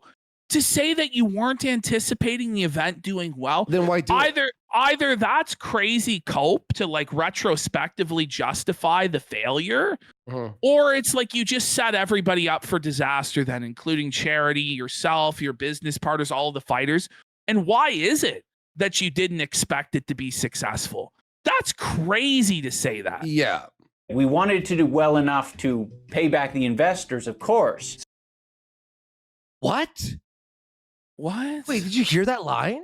So the primary reason to do it was to pay back investors. It wasn't to raise money for charity. Investors? Who are the investors? Wait, I thought there was no investors. Can we know who the investors are? Wait. What? Hang on. Well, we wanted to do well enough to pay back the investors, of course. So that's one of the reasons that we were, What is he talking about? okay with the profit share thing, but another part of it as well is that the contract wasn't structured in a way that the profit share could just directly go to charity. It was no. That's crazy. That's crazy. Why wasn't it written into the contracts and into the structure that all of the money would go to charity, Ian? If it was all meant to go to charity, Yeah. that doesn't add up, bro. He's trying to say, oh, I was going to get the 4% and then pay charity immediately. No, you weren't. That's seriously what he's going to say. That's seriously what he's about to say, guys. It's bullshit. You could just donate your portion of the profit share to charity after the event. So we were like, okay, fine. Now I know some people. Bull fucking shit. This is a bold-faced lie. Not allegedly. I am saying this is a 100% This is a straight lie. up lie. It makes no sense. Makes no sense. It's a lie. We'll find it hard to believe that Anissa and I were just going to give. Yes, we find it's impossible. Because I know you guys think it was hard to believe that we were just going to give that money to charity. Yeah, it is hard to believe because it's impossible and it's a lie. So what you're saying is the money had to go to you and be taxed by the IRS so that you could then give less money to charity, instead of just giving the money directly to charity so that it wouldn't be personally taxed by for you. Well, he'll say it was an expense. That doesn't make sense. It doesn't make any sense, bro. Well, he'll say it's a expense, therefore it wasn't taxed because it was going to charity. But here's the ultimate question. Why wasn't it announced by you and Anissa that you were getting 34%, that 100% of that was going to charity? Why did we have to find out? Oh, maybe a year later? They can write off the donation on their own personal taxes, That's what I'm and so saying. therefore benefit that way. Like, it's just crazy. No, it's just but crazy. They weren't gonna give it. Come on. We need to see the fucking audit, bro. We need to see the audit. Our portion of the profit. Wait. And by the way, the first Creator Clash, didn't they get paid? They did. Well, they've admitted to getting paid. At least they said what Ian's purse is, that they profited from what Ian's purse is. But what was the bonus structure for that? Did they pay that to charity? Yeah. Did Ian's purse and the bonuses that he received as part of the profit sharing as one of the fighters, did all of that go to charity? I doubt it. No, because he didn't. He would have announced it. You know him. He's the kind of guy that when he gives to charity, he has to put it on a plaque somewhere, right? Yeah. Share to charity. There's nothing I could really say to, I think, convince them otherwise. It was up to our discretion at the end of the day. And if you don't believe us, I can't say anything that'll change. No one believes you're liars. You're scam artists. This is a scam. Oh my God. Just be honest and say, yes, we wanted to make money off of this event. It just throws everything into question when you tell an obvious lie like, yes, we intended to donate all of our 34% profit share to charity. Then why wasn't it set up to go to charity from the first? It's bullshit, man. Exactly. Your mind. I guess my only appeal is that year one, we made a bunch of money for charity, and I just got the fighters' pay like everyone else. In year two of the event, we definitely got nothing. So yeah, having said all of this, I know that there's probably a lot of you out there who... I hope you lose everything. But if you lose everything. If his whole point is, I can't say anything to change your mind, why even make the video? Yeah. It doesn't make sense. Standing on the grave of cancer, people of cancer and people who died of cancer. Oh, yeah. That's what he's doing right now. He's using children with cancer as human shields to justify his grift. That's what he's doing. Yeah. This is honestly like Boogie times 1,000. Well, because there wasn't anybody else involved in that other than Boogie. Yeah. And I guess his crypto scam with his fans and all that shit. Yeah. But there was all the fighters, all the coaches involved, all of the vendors for this event that were fucking scammed. It's crazy. Someone says it's like the completionist. Not true, because the completionist kept the money and then gave it when he was caught holding on to it. It's worse than the completion. That still to me is very crazy. Like why he even did that. That's But very crazy. The real problem with completionist is the golf charity money. The golf tournament charity money was never accounted for. And it all just, I think that was all just brought into his family's pocket. Definitely, in my opinion. It's Boogie. What Ian's doing though, or did, is Boogie times the completionist. Honestly don't care, and you're just like, you want to see boxing, you just want to see regular videos. I get that. For my soul, I needed to communicate it. So yeah, that's a big relief for me. I mean, I'm very happy that, you know, this year money is being raised for charity, and I'm glad to know that it's already more successful than year 2. Thank you, Hassan. Look at him, man. The charity Look how uncomfortable he is. The charity did nothing. Holy. It was all Hassan. It was all, unfortunately. Like, it's crazy how one of the villains of the story, Hassan, still did more than he, you know what I mean? Well, no, it wasn't Hassan that donated. It was his fans. Yes, exactly. Hassan didn't even give anything. It was just his fans. Like, he gave like 1,000, didn't he? I think did he even? I think he did. It was a smaller amount. Yeah, yeah. Mission accomplished as far as I'm concerned. I responded to his personal attack with a joke, and then 238K for cancer. So this video is very weird in that it's like there's this 7 minutes about creator clash at the beginning, and then it transitions like for no reason to a new video. Into a completely new video about concern trolling. Okay. and he hit me with a concern troll. From the right, there's a lot of concern trolling around small businesses. This is the most boring kind of concern troll. Get Snoop Dogg and Tupac the concern troll. Concern trolling. You need to address this issue, man, because you are offending the trans community. Shut up. That is such poor concern trolling. Are people concern trolling that you basically scammed cancer kids? Is this a concern troll, or is it people are actually mad? I don't know. I honestly, I don't even know what his point with all of this is. Yeah. Why do this? This is so cringe. This is it's cringe. This is what is this? I've been working on my laugh lately. I'm trying to get it to a level where it's contagious. He looks like a serial killer. Like, like his eyes are so dead and so vacant. Yeah. Like, look at him, man. He looks fucking creepy. He's like an "Are You Afraid of the Dark" villain. Am I right? I haven't figured it out. I'll let you guys know when I figure it out. I don't know what I meant by that. Hello, everyone. Welcome back to another episode of iDUBBBZ Complains. In the last couple of videos, I got a lot of comments. Now, I don't have time to read all 150,000 comments. Okay. So with 150,000, is it concern troll? A concern troll is someone in here in our chat going, "You guys are being a little bit rude." In between all the like, this is funny, fuck it, or whatever. Bro, look and at it's how like, all right, that guy's obviously he's concerned. If it's 99.9% of your entire audience is saying the literal same thing.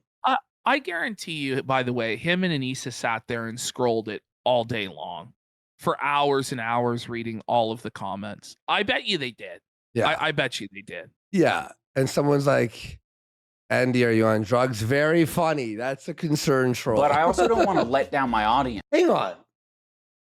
Yeah, he doesn't have time to read all the comments, but he has time to put them all into a spreadsheet to organize. Okay. So Ash, right. let's read these. Let's go. No fucking way. Yes. This shit sucks. How is yes a concern troll? Did he just put all of the comments? I guess so. Let's hear him out. Let's hear him out. I want them to know that I hear you.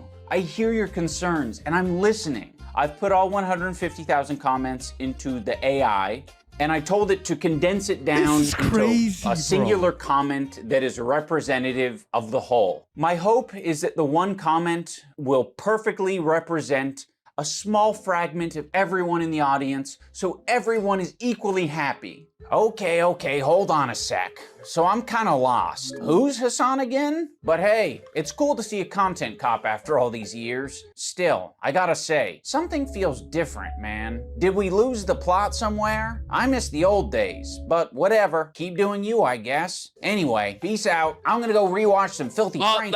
That sounds like a genuine comment to me, no? You miss the old days. Who's Hassan? It's good to see content cop after all these years, but something feels different. It's literally all right. This is not concern trolling. This is like the truth. Did he write that himself? No, what he's saying is he put every comment into AI to make one comment. So he put every comment into ChatGPT and goes, could you summarize all these comments into one?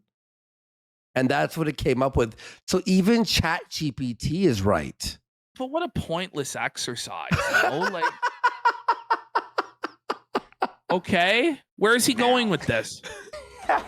I'm gonna be honest, I'm a big fan of the one comment because I feel like it perfectly encapsulates a comment from like a normie viewer who maybe watched you 5 years ago, but you know, they don't keep up with the drama or anything. When I first started my research on concern trolling, I was trying to find scholars on the topic. I know it hasn't been around for that. Wait, so you have to know about every piece of drama and lore to make an opinion on what a retard you are?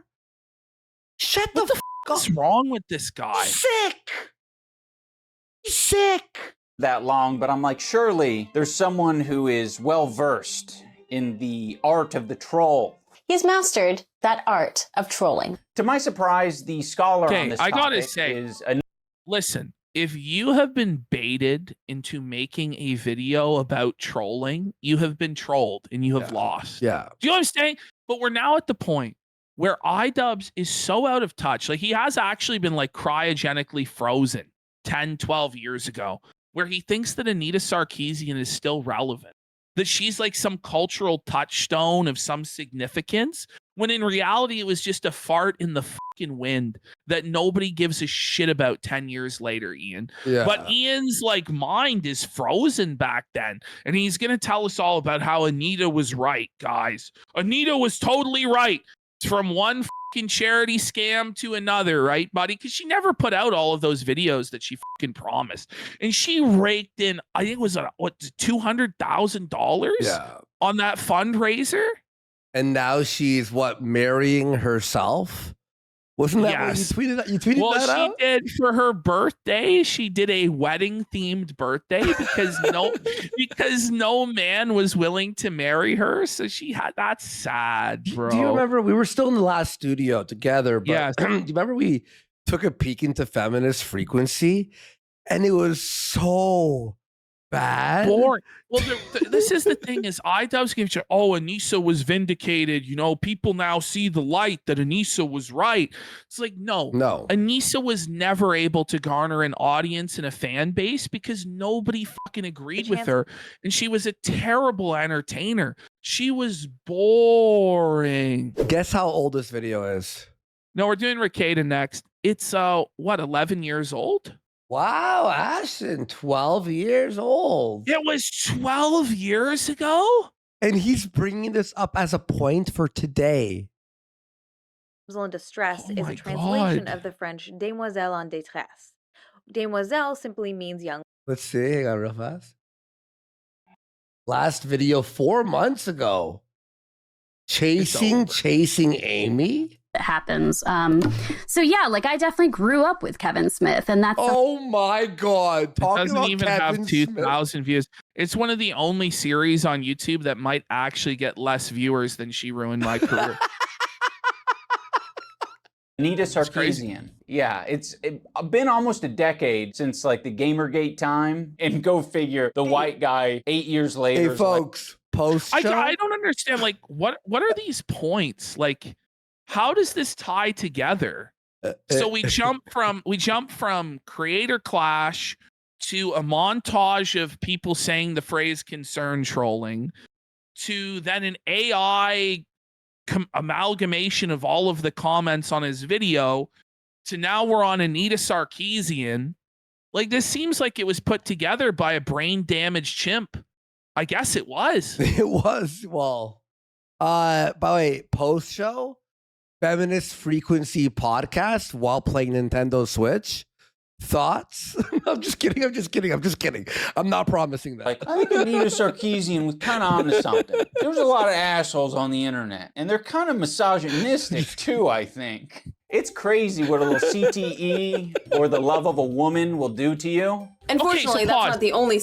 So, iDUBBBZ just blamed brain damage in his relationship with Anissa for why he's simping for Anita Sarkeesian in 2025, which...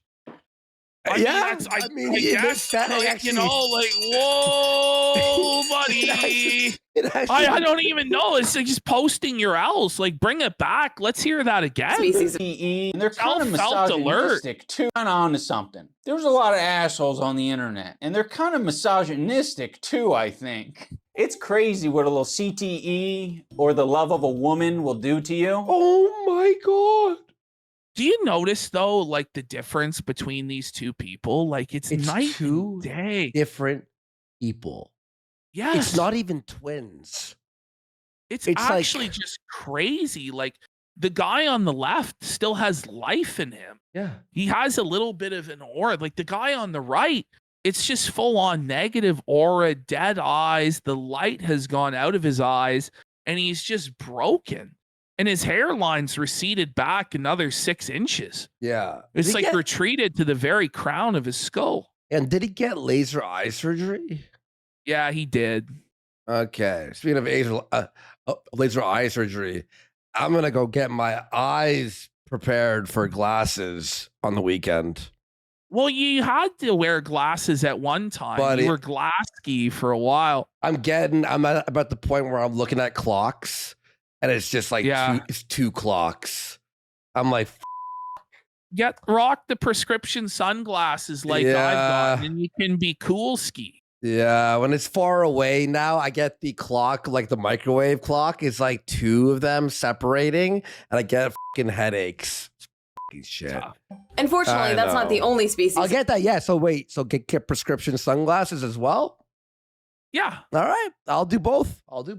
Concern troll out there. The most obvious definition for concern trolling is when someone is pretending to be concerned about a particular subject or cause, when in reality, they don't give a fuck. They're just doing it to either get attention, start a fight, derail a conversation. To be honest, it's very... Or to say that you're being an idiot and you're ruining everything and you're a scammer and you're a piece of shit. Like, why does... No, sometimes concern trolls could even like just be right and go. Well, like, the best concern trolling is based in facts and reality. Yeah, exactly. Yes, exactly. Very effective. Because back in the day, it's like when you go, "Oh, you're not being progressive enough." That's a concern troll, but it's also true because that's what they use against people. Like, concern trolling only works on the feeble-minded. It works on people that have no confidence in what they're doing and are shaken to their core, and they're searching for validation in a comment section, right? Like, it really only works on the feeble-minded. It's actually true, dude. Identify someone trolling pretty easily, and you can kind of scroll past it. They'd have a name like Shit is Fuckus, and they would say fake and gay. But nowadays it feels like the average... It's more advanced. And trolling has become more advanced, buddy. Shit is fuckus. Imagine crying about trolling in 2025. Like, this is retarded. So buddy, you think you're gonna stop trolling? Listen here, I've made a stand against trolling. Everybody's gonna stop trolling now that I've told them all how bad it is. Do you not understand the mentality of people who troll online? I just don't get it. Oh my God. Yeah. And also, like you were saying earlier, Ashton, it will just cause people to do it 10 times worse. Yes. And they would say fake and gay. But nowadays it feels like the average troll is going to give you a paragraph or 2, and you will not be able to identify straight away if someone is fucking with you or not. How? Are you mentally? Are you dumb? Are you slow? God, man. Do they hate me? Are they making a point here? Why does it matter to you so much? But these are random strangers online that you don't know. Why are you putting so much stock into what they say that you're letting it affect you on an actual level? Like, that's wild, bro. You'd think after the amount of like hate he got, it does thicken your skin where you go, F this, who cares? F this, you know what I mean? He doesn't have that. He doesn't have that. How about this, bro? Just don't read it. Yeah. Just don't read it. You think my behavior? What the f? It seems like they'll oftentimes give you their fan resume. By the way, if a comment does make you like look in the mirror and go, am I? Maybe it's not a troll comment and it actually is making you go, oh shit, I didn't think of that. Even if it is a troll and it was written with the intention to troll, it's hitting you right in your feels. You're feeling like it's genuine, maybe because it is. Bro. Maybe because it is, exactly. That's the thing. If it's actually affecting you like that, seek help, bro. Seek help. By the way, look at this. He's using the annoying orange. The fan subscribes to Sonar. So here he is also just shitting on his fans who are just genuinely like, look, bro, I don't like the direction you've gone in. I've supported you in the past, but like, I think this is a bad look. It's like, well, you, if you felt that way, you were disingenuous. So he's going to lose even more fans by doing this. It's really, really dumb. But look at the way he's put this together. Like, this is how he views himself, right? I viewed you as a father figure, some might say. Like, these are the delusions of grandeur that he actually believes that people who watch him thought he was their father and role modeled themselves after him. Holy shit. Get a grip, man. By the way, as of 3 hours ago, Ralph had 110 viewers. Sorry. That's like Somebody that's grim. DM'd me that. I'm like, oh, that's pretty bad. They're not just some random hater, right? They're not a troll or a hater. They're a fan who's been supporting you since the Kickstarter crap era. They've been supporting you since you made a NFT of your ball sack. I've been subscribed since the Overgrowth Let's Plays. Hello, everybody, and welcome back to more Overgrowth. Just want to say that this video really missed the mark. Hope that you can do better. Hope that you can do better is such a great thing to say. It's like, you're a piece of shit. Part of the reason I want to share this is because I know you just used that against H3 in the content cop. Like, the lack of self-awareness here is actually startling. Yeah. It is, to use the phrase, concerning.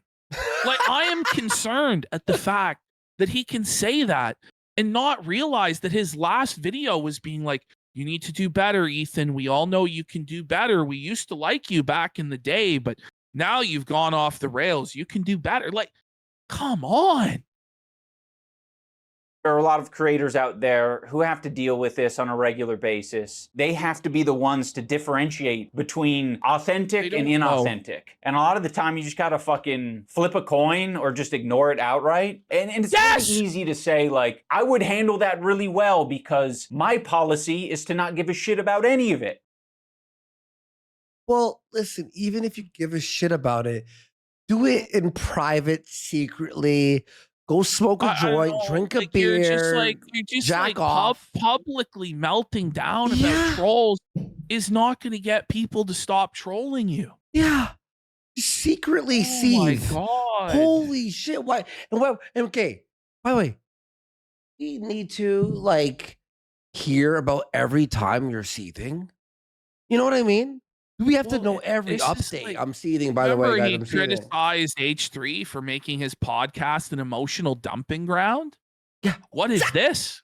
What is this, friend? Exactly.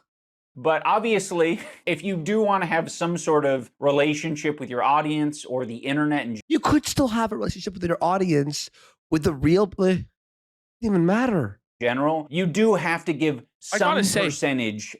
Why do you need to have a relationship with your audience? Say thank you, guys. I appreciate the support. Like, no, like, that's crazy. But like, I get it kind of as a streamer because you interact with people in chat and stuff like that. And, you know, and people donate and things like that. But if you're just putting up pre-recorded YouTube videos like iDUBBBZ does, why do you need to have a relationship with anonymous YouTube commentators? Like even attempting to do that is a very unhealthy and toxic thing to do. It's called parasocialism. Okay. And you don't want to develop parasocial relationships with people like that because it leads to meltdowns and crash outs like this. Yeah, that's so true, dude. Of attention to what's being said online. That's going to be different for everyone. Now, some people might be worried that... I'm like, well, what means relationship? What does it even fucking mean? This You're right. editing is so bad. Like, this is all Anissa. Her fingerprints are all over this. Like, is this really what he thought a winning video essay is in 2025? This shitty emoji clip art? Like, it looks terrible, Unk. But Bash, you're so right. It's like the relationship with the audience, like here, is like, okay, we know who's chatting, and we go, oh, this guy's in chat and he's funny, you know what I mean? Blah, blah, blah. For him, it's like, what do you mean? What's the definition of relationship with an audience? You know what I mean? I don't get it. What are you talking about? I'm giving. Do you know them personally? Oh man, they're concern trolling me about the term "unk" in chat. Oh, they're saying I gotta stop saying "unk," but I'm addicted to saying "unk" chat, and I think the more you concern troll me about it, the more I'm gonna say "unk." I saw a really funny unk Twitter. I think shitpost. Did it? I'll look for this unk tweet. To all the trolls out there. But don't worry, they already know these strategies. This is kind of like I think this is in all of us, right? Like, if you want some attention, you're going to figure out a way to get the attention. If you want to fuck with people, you'll figure out how to fuck with people. This isn't like some secret sauce, really. There's a few different strategies of dealing with concerned trolls. You can obviously, you know, try to look into their post history, and if they don't come across as credible... Imagine putting this much effort in. You already lost, bro. You were successfully trolled when you're going to Buddy's Twitter and scrolling. What is he saying? What is he saying?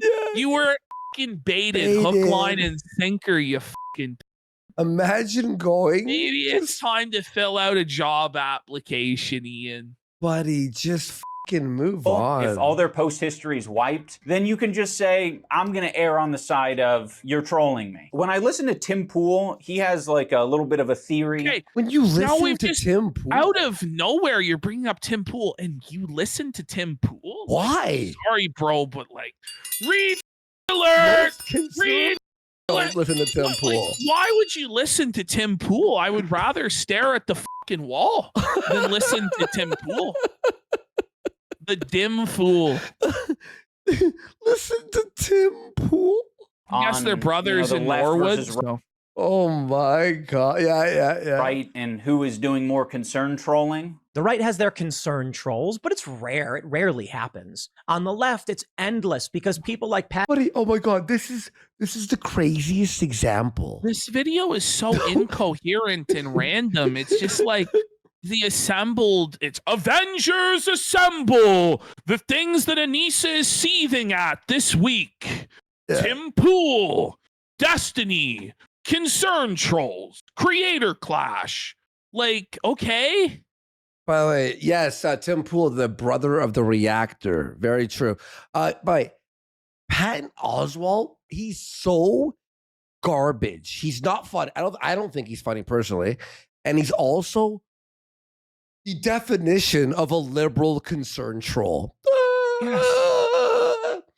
To bring up Patton Oswalt is an abortion of comedy, okay? It's an watch what he says here, folks. Patton Oswalt don't care about... Didn't he kill his wife? I heard something like that. About principle. Now, I don't fully buy into what Tim Pool is selling here. You can kind of look at the political spectrum as like a spectrum of concern, and people on the left seem to be generally more concerned. Ian, this is really dumb, buddy. This is like not even a high school level understanding of what politics are. So you're saying the only good people are people that are on the left. They're the people that are concerned. People on the right wing, they don't care about anybody. They're just evil cartoon villain caricatures. Like, that's just not the way it is, man. And even like if you're a neutral third party, like centrist party, you know that that's not the case. Yeah. Okay. These are genuine human beings, like on both sides. They're human beings that have valid concerns about the world. And just to pretend that one half of the country are just cartoon villains with no depth and no understanding of anything, and they're not concerned about it, and they just want to see people suffer is insane, Ian. It's insane. Well, people on the right, when they're concerned, for example, about immigration, right? What are they concerned about? They're concerned that taxes go up, crime, like all this type of stuff. There's not enough space for people. This is like so childish. But it's below childish. To characterize people, like the people that I disagree with politically, I think that most of them, the vast majority, are just misguided. They're just misguided. And they're misinformed. And a lot of the time, it's things that they want to believe and not necessarily things that are true. There are some people who are just partisan douchebags. Yeah, who like they've just decided, listen, nothing will ever change my mind or whatever. But most people aren't that way. By the way, isn't this really just it paints his entire video? It's like this. Watch. What he's saying here is the concerns of people on the right aren't valid or real. He's literally saying, if you are conservative, all your concerns are like made up. You're faking it. You're concern trolling. And if you're on the left and you're concerned, you're not, and you're serious, which is just basically a broad paintbrush on human nature. And it's disgusting. Okay. Well, it's simplistic hug box mentality, childlike thinking. Everything is black and white. Yeah. It's not living in the real world whatsoever. All right, let's hear him out. Than people on the right. You could say that people on the right are mostly concerned about themselves. That might be like a fair assessment. If you're somewhere over here where Tim Pool's at, all you gotta do to concern troll him is take one step to the left. That's it. I think concern trolling is in the eye of the beholder. With this example, you have Tim Pool thinking that Patton Oswalt is being concern trolled by his audience or a portion, maybe like a small segment of people. This is what happens when you fall for this stuff. Patton Oswalt falls for it. He is a weak man. But Patton Oswalt doesn't feel that way. You know, he sees it as authentic concern, which is why he... but everyone who's concerned about you being controlled by Anissa and running a charity scam, that's fake. Oh, okay. Addresses it in this Instagram post. By the way, the concern He's is basically talking about just shit people are uncomfortable. From 3 years ago, 3.5 years ago. 176 weeks. Why is this being brought up? And I still don't really even understand. There's no point to this. This didn't need to be a video essay. This is just like, I don't know. It's basically just unfiltered like nonsense. Yeah. It's just completely incoherent. None of it ties together at all. Yeah. Comfortable with his association with Dave Chappelle because Dave Chappelle did some transphobic or said some transphobic shit. But Tim Pool has such a fucking low emotional IQ that he doesn't realize it isn't a big deal to listen to what other people are saying and like adjust your behavior. It's all up to our own fucking discretion, right? Like if you aren't to the point, Tim, where, you know, you don't want to apologize for anything, which by the way, it seems like that's a theme on your podcast is basically saying like, I'm not a problem, but acting like that's the way the rest of the world needs to. Once you start apologizing, it never stops. There are times where it is necessary to apologize, but it should only be when you feel like you genuinely did something that's wrong. If you're allowing people to just pressure you into apologizing anytime there's any sort of controversy or disagreement, as Ian should have learned, you will never, ever stop apologizing because everything you say can offend somebody out there. And so really, and the thing is, like a lot of these apologies are completely performative. And they do the complete opposite of what they're supposed to do. They end up just making people even more pissed off. Yeah. And it just gives people a cudgel to attack. Oh, see, you admitted wrongdoing. Now we're going to attack you even more. And, you know, a lot of the time, if you do make the apology and address it, you end up getting f***ed. Whereas if you're just like Doug Walker and you just don't ever change the channel, everything just goes on. Yeah. Life goes on. Okay. It's like, I think Patton Oswalt is doing just fine operating the way he's operating. Wallow Is he, in though? it. Okay, Patton Oswalt. Look at Patton. Him. Is this a man who's doing okay? I mean, he's old. He's gay. He whines all the time. Well, never tell an offensive joke again. Never cross the line again. Good luck trying to figure out where that line is. Exactly. Good luck. The line you is won't arbitrary. find it. Yeah. Oh, but You give in to the concern. iDUBBBZ can't even understand what Tim Pool is saying when that used to be his credo. It's either all okay or none of it is. Yeah. And it is. If you want to live in a free society, it all has to be okay. But iDUBBBZ has decided that none of it is okay, which is no way to live because he's constantly walking on eggshells, has no confidence in himself or what he's saying because he's so scared of offending people and getting criticism. And that he's become a spineless worm. Trolls, and you will never work again. It's so fucking funny too because Patton Oswalt has been doing comedy since Tim Pool was in fucking diapers. Okay, so it's like appeal to like authority on a comedian. Okay, Joe Rogan's been doing fucking comedy for how many years, and his stand-up stinks. And it's like pretty much generally. I actually don't even understand what his points are. Like none of this is really logically following. Like rhetorically, I don't like. It's not even that it's rhetorically ineffective. I'm just not even sure what he's trying to say. Exactly. What the f are we talking about? Can we please, like, I don't know. It feels like people like Tim Pool. Wait, hang on. Oh, iDUBBBZ. Tim Pool has been in politics a lot longer than you have, so you shouldn't have any say at all. Because he's been doing the politics discussion way longer than you. You could use the appeal to authority or like, you know, on anything. Love to appeal to like authority all the time. In this scenario, by the way, you're making us defend Tim Pool. I feel sick. Yeah, we hate him. I hate Tim Pool. Can we please appeal to authority or acknowledge that this guy has tremendous authority over you in the world of comedy? Unless you think comedy is saying like, I went to Tim Pool has authority over you on thinking about and discussing things. What the fuck are you talking about, Ian? Oh man, it doesn't make any sense what you're saying. Yeah, and Tim Pool isn't a comedian, by the way. A Jewish bakery the other day. They had bagels. Really good, really good. Really impressed with it. That's the comedy you're headed for. That's the joke South Park made. And even South Park has started pulling its punches. Let me tell you about the real world, my friends. Get woke, go broke. True. One of the reasons that I'm bringing this up is because Because you went woke and went broke? Or yeah, that's what happened to iDUBBBZ. Many such cases, right?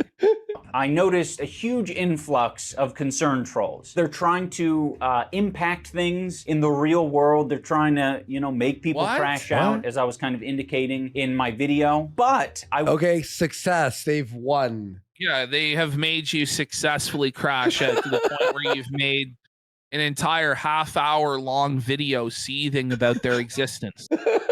Will say one of the concern trolls was Ashton, it seems like an hour and a half. It's been it's a 23-minute video. This is fucking baffling, though. It really is. Like I didn't watch past the first 7 minutes. I'm gonna be real. And now that I am watching it past the first 7 minutes, I'm just completely baffled that this even exists. I told you, dude, it's crazy. I was telling you, I'm telling Ashton, I'm like, this video is retarded. Super fucking obvious to me. They came into the Discord. I'll read you what they put so you can kind of get a vibe. Listen, the phrase "they came into the Discord," you shouldn't be addressing people coming. Like, what are you talking about? What the f are you talking about? 7 million subs, by the way. Talking about Discord.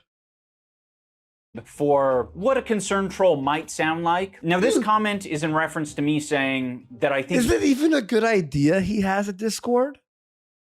No! Like, it's a terrible idea, dude. He needs a good ass Oh, whooping. man. What are we saying? He needs a hug? No, he doesn't need a hug. He needs a good fucking ass whooping is what he needs. They say, just being for real, this line in the video was pretty strange. Red flag number 1. At worst, it's a call for... What the...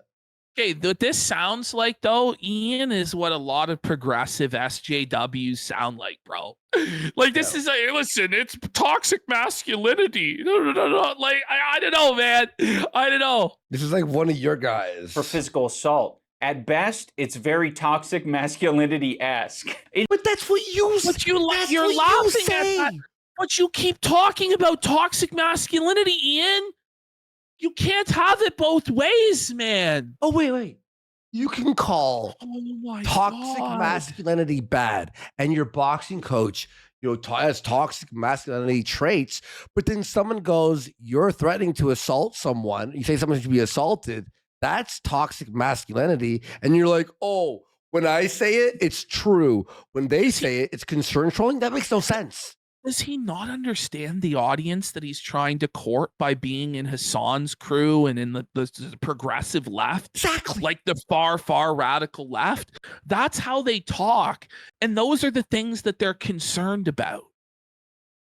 I can't. Oh, man. And then, by the way, remember, this was a day before. This was released a day before the boxing coach came and said all this stuff about him, which makes this even crazier in hindsight.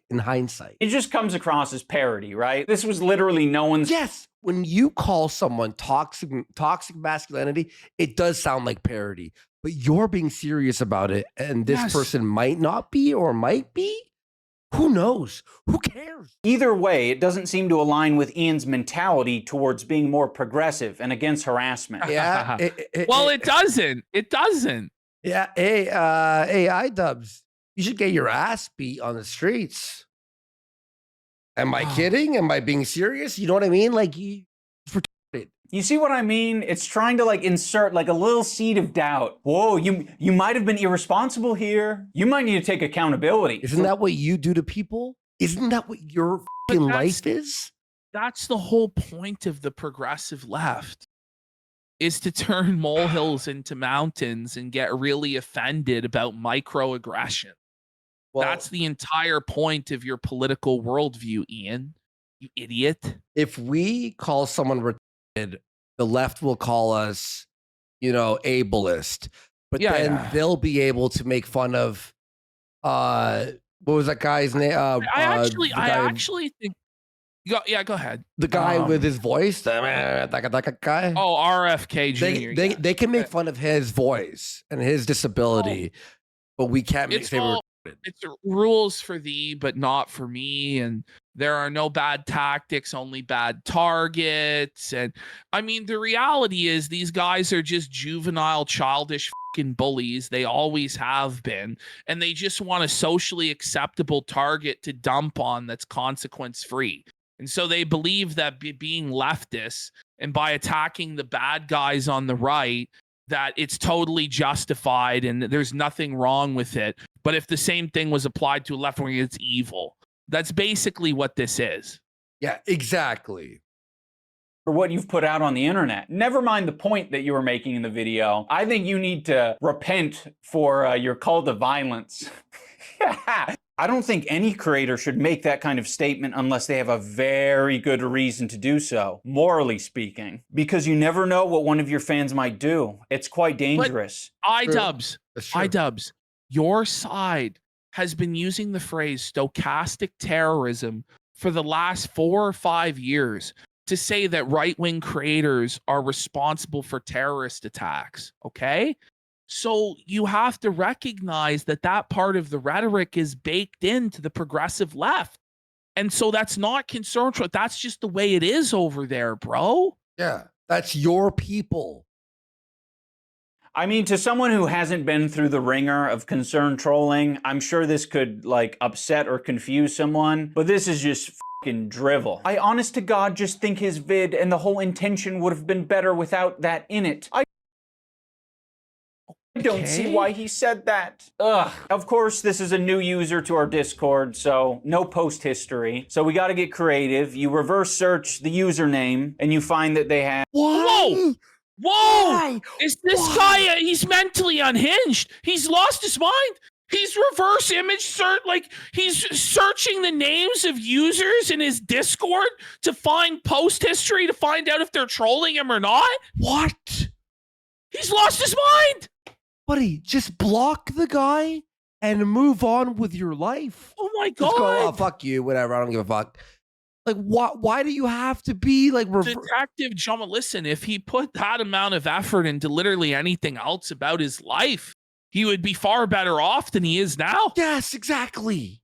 Holy fuck. Have a Twitter. Their Twitter is suspended. The Blue Sky account, though, has tweets like, so how long until death? First of all, they have a Blue Sky, so they are actually a leftist because there's nobody on Blue Sky that's not left wing. Okay, but they're not. But listen, they're not his particular brand of leftist, so they must be inauthentic because they've watched Destiny. So because they watch Destiny, they can't be concerned about your rhetoric at all. Okay. People are asking, what is Blue Sky? it's the leftist hug box alternative to Twitter because they were upset about Elon Musk, but now Blue Sky, thanks to yesterday where Trump and Elon are fighting, is now dead. They're all going to go back to Twitter or X or whatever you want to call it. They love Elon now. The worst possible news for Blue Sky. Elon Musk is back on the left. Oh no.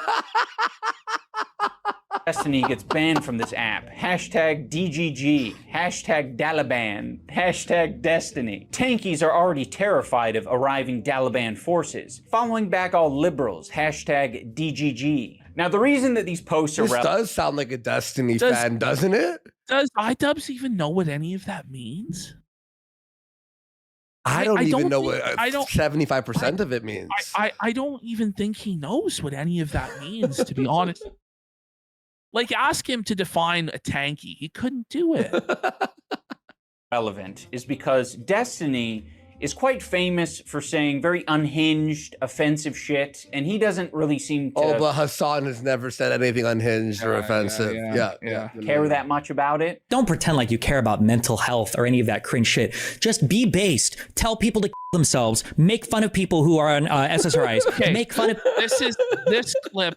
I hate to be that guy. Actually, this is clearly out of context, but it's clearly out of context. You can tell just by watching it that he's ripped this right out of context. Like, this is crazy. What is Mr. Jomha doing? Yeah, let's see the last like 30 seconds of this. He goes, you know what he was probably saying? People who have depression or anxiety or GD, just do that. Just embrace the I can't say the words on stream anymore. All the slurs and everything you use. Just do that. Go full in on it. It's clearly sarcasm. Yeah, I mean, well, what he's saying is that it would be more genuine for him to do that than what he's doing now, because what he's doing now comes across as so disingenuous and fake. Yeah. But I don't think it's like a sincere call for him to say racial slurs. Now, I'm going to go out on a limb here and say that I don't think this user is actually worried. He's been examining a single comment for 5 minutes. I mean, whoever this person is clearly won. Like, if they were trolling, then they have succeeded beyond their wildest dreams of what a 3-sentence comment could have ever accomplished. And imagine it's just a real guy who's like, no, I was actually didn't. About the language I'm using. I don't think that they're concerned about me being toxic masculinity-esque. Make fun of people who are on SSRIs. And I kind of don't think that they're... Come on, Ian. That's so disingenuous. Nobody's falling for that. That's not what he didn't actually sincerely mean that. Obviously not. Come on, Ian. Come on, man. Even you should be better than that. and then Oh, you're making man. enemies with Destiny. Ian, I dare Welcome you. back to. Sorry, I saw an iDubbbz fucking video. double, triple dog dare this piece of shit. Get on a call with Destiny and see how it goes for you, champ. See how it goes for you, champ. Destiny would dance circles around and destroy you in the most savage way. And I hate the motherfucker. He's a cuckold. He's a bitch. He's a liar. His debate tactics are disingenuous. But let's be real. Rhetorically, he's leagues above you. And he knows far more than you know. And that's just an understatement to even say that. It's like the difference between somebody pitching in the World Series and somebody pitching Little League, bro. You would get taken to school and destroyed so badly by Destiny on any topic. And you know that. You'll never face him. You take these out of context clips and you talk your fucking shit, but you would shit your pants and cry. And you would be completely discredited and destroyed by him. And I hate Destiny. It's just the truth. It's the truth, yeah. Read this one. Ashley. Look at this one. Why are all your videos just boring explanations of how you keep messing up now? 5.1K likes. Oh, man. He has nothing else to offer. Like everyone, look at this. And look at this one right here. Yeah, right over here. The way you treated your coach and his wife was disgusting. You should be ashamed. Is that a concern troll? A troll? Dude, Ian, just stop. Now watch this. I'm going to hit new here. Sort by new. 12,000 comments. Are they all concern trolls? Let's see. Oh, man. Yeah, that's rich coming from you, CRIES. Your dad should have yelled at you more. Holy yap fest this guy is. You and your wife morphed yourself into known lol cows. Happy Men's Mental Awareness Month. Holy shit. 70% dislikes. You know what I mean? This is embarrassing. Not one nice comment. Not, do you see any? How was the pegging? Like, it's just like, bro. The whole world are just trolls, you know? Everyone's concerned trolling. Worried about a call to violence. I actually think that they wouldn't mind me doing a call to violence. Tell people to kill themselves. Okay, now listen, that's not the clip to use for Destiny to make that point.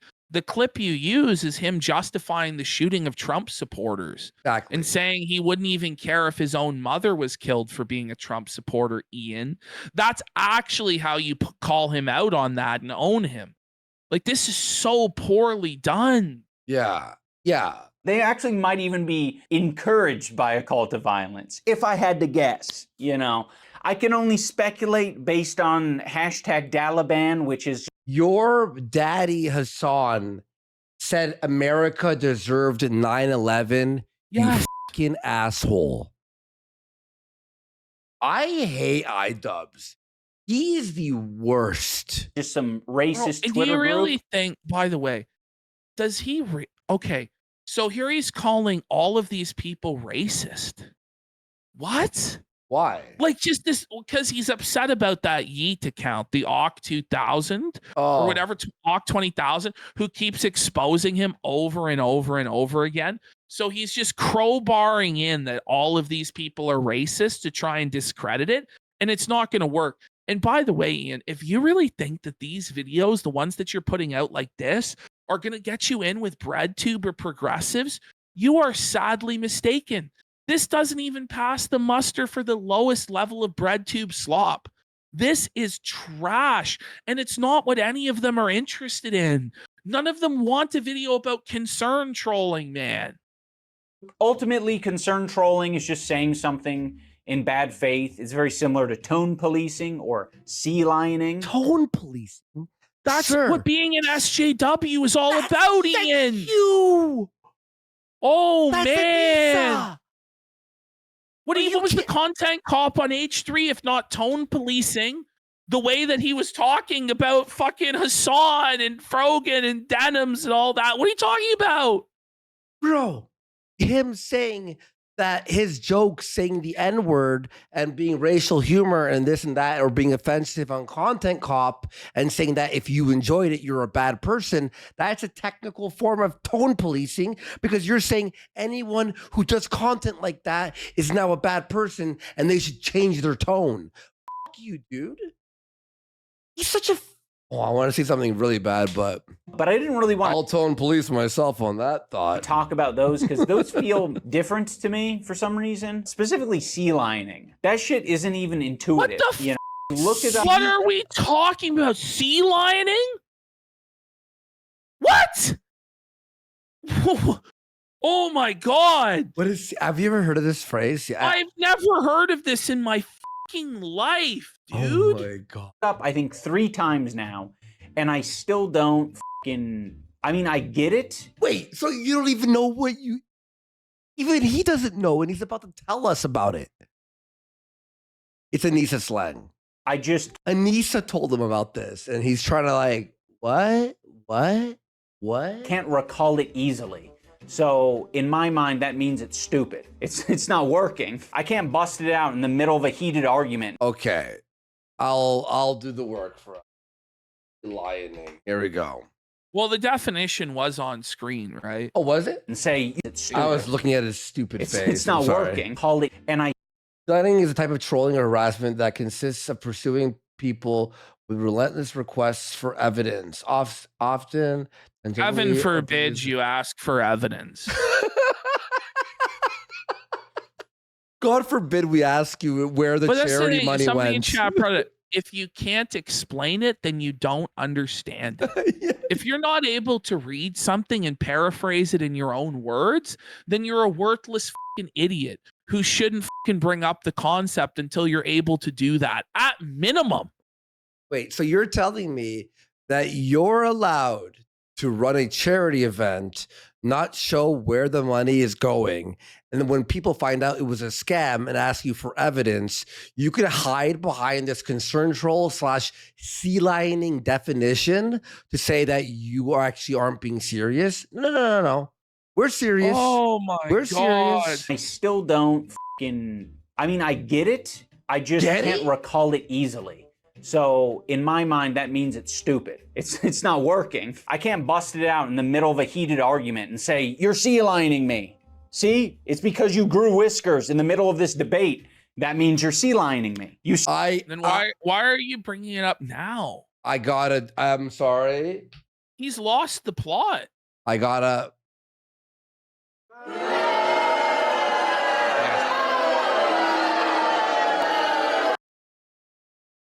Oh man. You started flapping your arms and going, oh. Therefore, you're sea lining. I mean, there you go. It feels like 2 people getting into a shouting match is more an accurate descriptor of sea lining than whatever the fuck it is. I think the least problematic part of being a concern troll is them taking a moderate position, potentially. Because at that point, you're just being a party poop. Are we not at the point, though, where Ian is concern trolling about concern trolling? Like, I can't even tell who's concern trolling who anymore. It's like I think we're at Black that point. Mirror. Right? Okay. No, this is like, dude, by the way, I read the definition of sea lining, and we got it in 5 seconds. We're like, oh, when you just ask for tons of evidence of something. Yeah. And he's like, I don't get it. What is he wearing? What, you have whiskers growing out and going, It's like, sea lining, get it? The animal? None of this has anything to do with Ian. This is all Anissa just sock puppeting him. And next week or the week after, we're going to get a whole video about how the coach was gaslighting or something. I don't know. Yeah. Source Andy. Oh, they're sea lining me in chat. By the way, someone goes, how many subs to stop this shit? 50 subs and we'll move on. 50 subs will go to Ricada right now. We'll skip the rest of the folders that we have. Like a killjoy, a buzzkill. Like, we're familiar with these types of people. They're just constantly reeling people in because they're worried that they're using like too crazy a rhetoric or they're getting a little too excited, right? And I think we all could use people in our lives. His next content cop is gaslighters. Lord Deckham has gifted 10 subs. Let's go. Let's go. Let's go. To like reel us in a bit. The aspect of concern trolling that bothers me the most is the role-playing aspect. There isn't really a That's sushi for 5 subs. We're only 35 away from the skipping the iDUBBBZ folder goal. Let's go. Wait, a lot of incent trolling that bothers me the most is the role-playing aspect. There isn't Are we playing D&D, folks? really a lot of incentive to not be anonymous online. There are some people out there who've made the unconscious. Oh, the anonymous argument. What about the people who? So, does everybody have to submit in his ideal world? Everybody has to put their driver's license in and post on their real name on YouTube? Yeah. Is that really the world he wants to live in? All this comes down to, by the way, is that Ian wants to be able to get people fired from their jobs for making fun of his wife having an OnlyFans.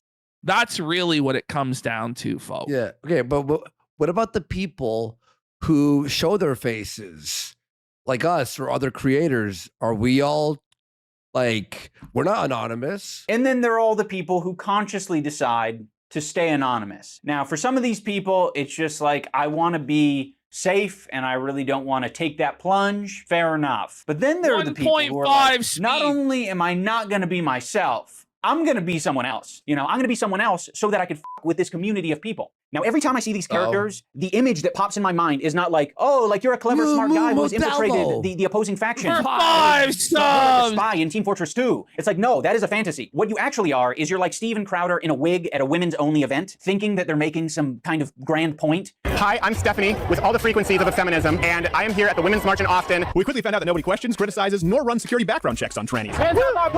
The reason someone like Steven Crowder gets into this position is not because of his cunning. It's because people are like, oh, you're a fucking weirdo freak. I'm proposing that fucking with people might be a way for some of these concern trolls to indulge in things and lifestyles that they never thought were possible. Wait! He's saying Steven Crowder wanted to be a trans person. So he pretended to concern troll to pretend to be trans because he actually wants to be trans. That's what he's saying, I think. I think. Okay. You know, like he might actually be right about that, but I like.